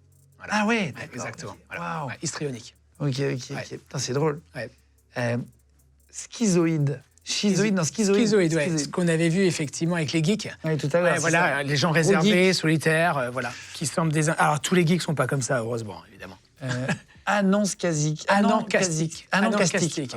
Les anancastiques, ce sont des gens qui se noient dans le détail, qui sont perfectionnistes. C'est des rigoristes. Ils sont hyper contrôlants, hyper vigilants, parce qu'ils considèrent que des gens comme toi, par exemple, sont des insouciants. Les anancastiques, ils n'ont aucune capacité d'adaptation. Ils doivent tout contrôler. Tout contrôler. Alors, c'est des bons soldats, mais par contre, ils manquent de vision stratégique. Voilà, c'est ça, anancastiques. Waouh. Ouais. Égocentrique, on connaît. Ouais. C'est-à-dire quoi ? Passif, agressif ? Ah ouais, ça, c'est le pire. C'est vrai ? Ah ouais, non, mais je te le dis. Paranoïaque, on connaît, agressif, tout ça. Ouais, mais je te le dis, je préfère gérer 100 psychopathes qu'un passif-agressif. C'est pas une blague. Hein. Passif-agressif, c'est des gens qui sont agressifs dans la passivité. En fait, ça vient de l'armée américaine. Tu sais, pour enrôler les conscrits à l'époque, en fait, dans les pubs, on les bourrait à la gnôle. Donc les mecs complètement bourrés, ils se retrouvaient en pleine mer, tu vois, et ils disaient, ah non, et moi, quand ils se réveillaient, ils disaient, ah, mais moi, j'ai pas signé pour ça, sauf que c'était trop tard. Donc quand l'amiral faisait la revue des troupes, le passif-agressif, il disait, en fait, amiral, vous pouvez compter sur moi. Et dans l'ombre, il sabotait le système, il s'appelle l'autorité de l'amiral, et il créait des mutineries. En entreprise, ça donne ça. Si par exemple, je suis ton patron, voilà, ça va donner ça. Tiens, Guillaume, je comprends pas pourquoi t'as pas fait ça. Tu vas me dire, ah, Marwan, oui, mais tu me l'as pas demandé. Je dis, oui, mais la logique voudrait qu'il faudrait le faire. Non, mais c'est pas dans ma fiche de poste. Tu vois un peu, c'est des gens qui se réfugient derrière leur tout petit périmètre de responsabilité, qui font toujours le strict minimum, d'accord ? Qui donnent le change en façade, mais dans l'ombre, ils sabotent le système. Ah ouais. Souvent, ce sont des gens qui sont frustrés ou déchus et qui cherchent à se venger de l'intérieur. Voilà. Et ils quittent généralement pas la boîte parce qu'ils savent qu'ils seront pas employables autre part. Ils préfèrent se venger de l'intérieur. Voilà, c'est ça, passif-agressif. Il y a un politique qui veut... Pour terminer, il y avait une dernière histoire. T'en as tellement, on ne fera pas toutes, mais sur le meurtre d'un bébé de 6 mois. T'es appelé à un moment donné. C'est qui t'appelle? C'est la gendarmerie? C'est quoi? Comment t'es appelé sur ça? Non, je suis pas du tout appelé par la gendarmerie ou la police. Je suis appelé par une de mes clientes que je connais très très bien. Elle m'appelle un jour et elle me disait: Marwan, je pensais jamais t'appeler. Et elle m'annonce qu'elle a perdu un de ses enfants. Un truc hyper compliqué, pour faire simple. Donc elle me raconte l'histoire. Elle part au boulot. Elle laisse ses 4 enfants à son nounou, voilà, qui est un homme, et qu'elle connaît hyper bien. Et puis le nounou l'appelle dans la journée en lui disant: voilà, il y a un de tes enfants en fait qui a fait un arrêt cardiaque. Voilà, mais j'ai appelé le SAMU. Voilà, t'inquiète pas et tout ça. Donc elle revient en catastrophe et je te la fais courte. Elle apprend que son bébé, en fait, il n'était pas très âgé, 6 mois, va mourir le lendemain. Donc qu'est-ce qui va se passer? Il va y avoir une autopsie qui va être réalisée. Et qu'est-ce qu'on va voir dans l'autopsie? On va voir en fait qu'il y a des hématomes derrière les yeux et il y a une rupture des veines pont entre les 2 hémisphères. Donc tu vois, les 2 hémisphères du cerveau, il y a des... Voilà. Et en fait, ce que dit le médecin légiste, il faudrait qu'il y ait Philippe qui soit là. Et donc, c'est Philippe Boxeau. Donc ce que me raconte effectivement avec ma cliente, c'est que la médecin légiste a dit que ça peut être 2 options possibles. Soit c'est un bébé secoué, voilà. Soit en l'occurrence, c'est une maladie génétique hyper rare. Donc comme ils ne savent pas trop, ils en réfèrent à la police naturellement. Et elle a dit: bah oui, bien sûr, pas de problème. Et elle est convoquée du coup par la police plus tard, et pendant 5h30, elle va avoir elle va subir un interrogatoire à charge par la police, et le policier va lui dire: on sait que c'est vous qui avez tué votre enfant. Truc double peine. Ah ouais, double peine. Et au même moment, en fait, elle apprend que ces 3 autres enfants sont du coup confisqués par mesure de précaution dans une famille d'accueil. Et elle perd en fait 4 enfants en quelques jours. Ouais. Donc du coup... des frissons. Ouais, des frissons, c'est hyper compliqué. Et en fait, ce qui s'est passé, c'est que pendant l'interrogatoire, où on a pu l'accuser, donc c'était peut-être une technique de déstabilisation. Ouais, mais ça, c'est pas forcément ce qu'on recommande. Mais bon, encore une fois, moi, je jugerai personne derrière tout ça. Le bottin, c'est le bottin. Ouais, voilà. C'est qu'en fait, elle reste très stoïque pendant l'interrogatoire. Pourquoi? Parce qu'en fait, elle doit aller récupérer ses 3 autres enfants. Et lui, comme il ne la voit pas pleurer, il se dit forcément c'est elle. Et en fait, ça n'a rien à voir avec le mensonge. C'est pas parce qu'on ne pleure pas en fait qu'on est coupable. Bon bref, c'est pas grave. Et donc elle m'appelle, elle me dit: Marwan, est-ce que tu peux me faire passer un interrogatoire? Mais qui n'a aucune valeur. Qui n'a aucune valeur, mais tu vas voir, qui n'a aucune valeur. Je dis: c'est ce que je dis. Je dis: écoute, ça n'aura aucune valeur. Elle dit: mais c'est pas grave, on va l'annexer au dossier, on va le donner à l'avocat, et puis après, au moins, je me défendrai comme je peux. Donc je lui dis: écoute, si je te fais passer un interrogatoire, un entretien cognitif, voilà, je vais me départir du fait qu'on se connaisse. Elle me dit: pas de problème. Donc on va dans la salle de crise, j'ai une salle de crise dans mes bureaux, et pendant 3 heures, je fais passer un entretien cognitif, et mon job, c'est également de reconstituer sa mémoire. Et donc au bout de 3 heures, j'utilise une grille scientifique d'analyse comportementale, et il y a 0 indice de tromperie. En fait, pour moi, il est parfaitement honnête, mais parfaitement honnête. Et quand je reconstitue sa mémoire, je lui dis: en fait, tu me dis que c'est impossible, mais je pense que c'est le nounou. Elle me dit: mais c'est pas possible, je le connais depuis des années, il part en vacances avec nous et tout ça. Et je lui montre qu'en reconstituant sa mémoire, qu'il y a des choses qui vont pas, des détails qui sont anodins pour elle, mais qui ont vachement d'importance.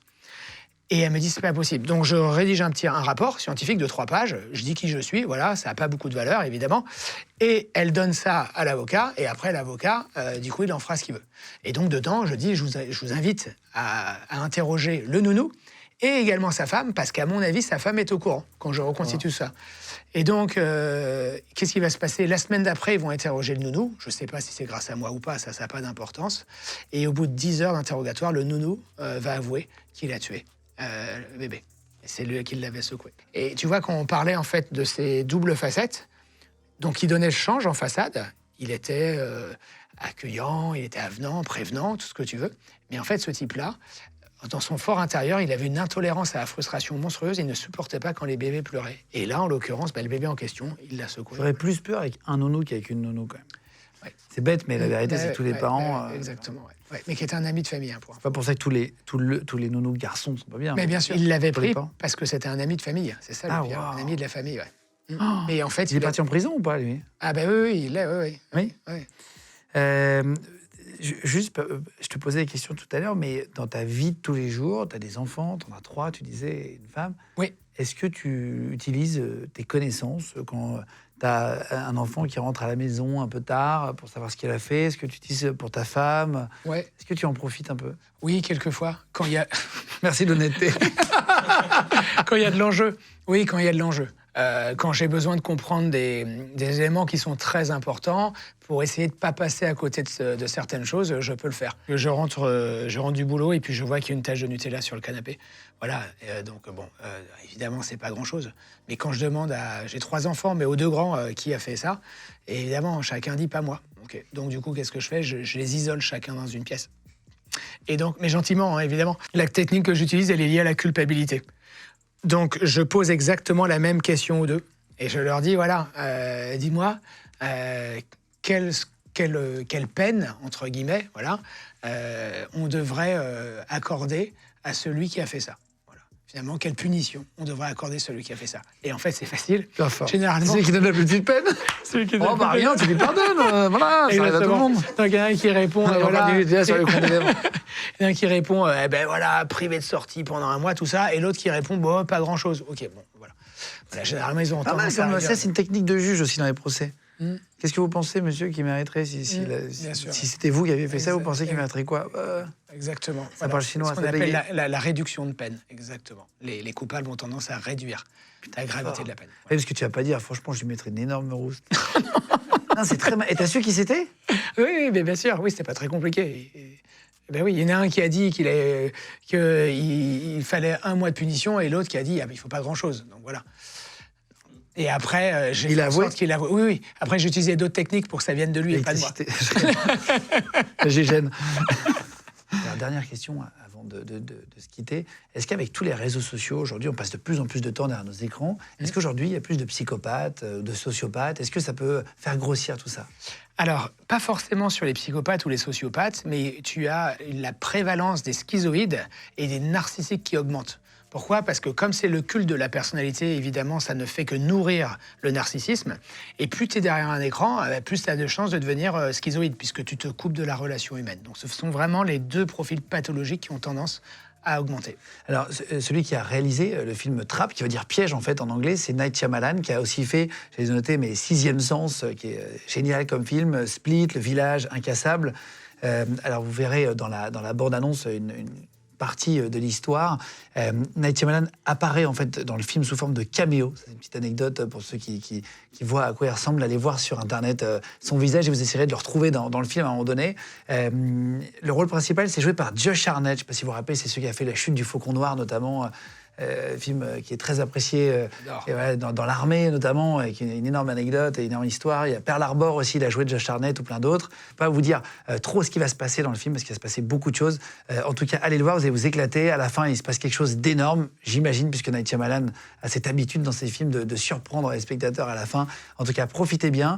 Merci à toute l'équipe de Warner aussi pour la confiance, pour cette émission. Merci à toi, Marouane, d'être venu. Merci, c'est un Guillaume. plaisir de t'avoir Et de faire cette première émission ensemble. C'est pas moi qui ai fait la première, c'était Sébastien, mais voilà, on a fait la 2e ensemble.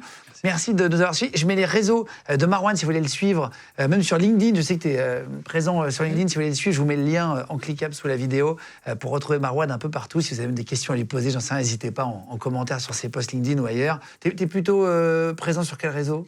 LinkedIn et Insta, mais mes équipes suivent mon Insta, donc je pense qu'elles vont me demander. Bon, bah alors Insta, LinkedIn, merci de vous abonner de plus en plus nombreux. On vous met 3 émissions par semaine sur Légende, le mercredi, le vendredi et le dimanche.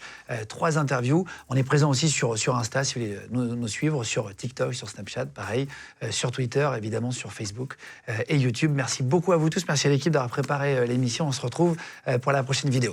Ciao tout le monde. Je vous remets le lien, je vous le disais tout à l'heure, mais je vous remets, si vous voulez aller voir l'émission, Sébastien qui avait animé, qui tient la caméra là derrière sur le côté, voilà, qui a animé l'émission avec Marouane. Si jamais ça vous dit d'aller la voir, n'hésitez pas. C'était pas une bonne idée de tourner de truc. Il a tourné la caméra avant que je parlais sur le côté. Hein? Ouais, c'est pas grave. Ouais, vas-y, j'ai refait. Il a pris la caméra, il a zoomé et tout. Il s'est chauffé et tout.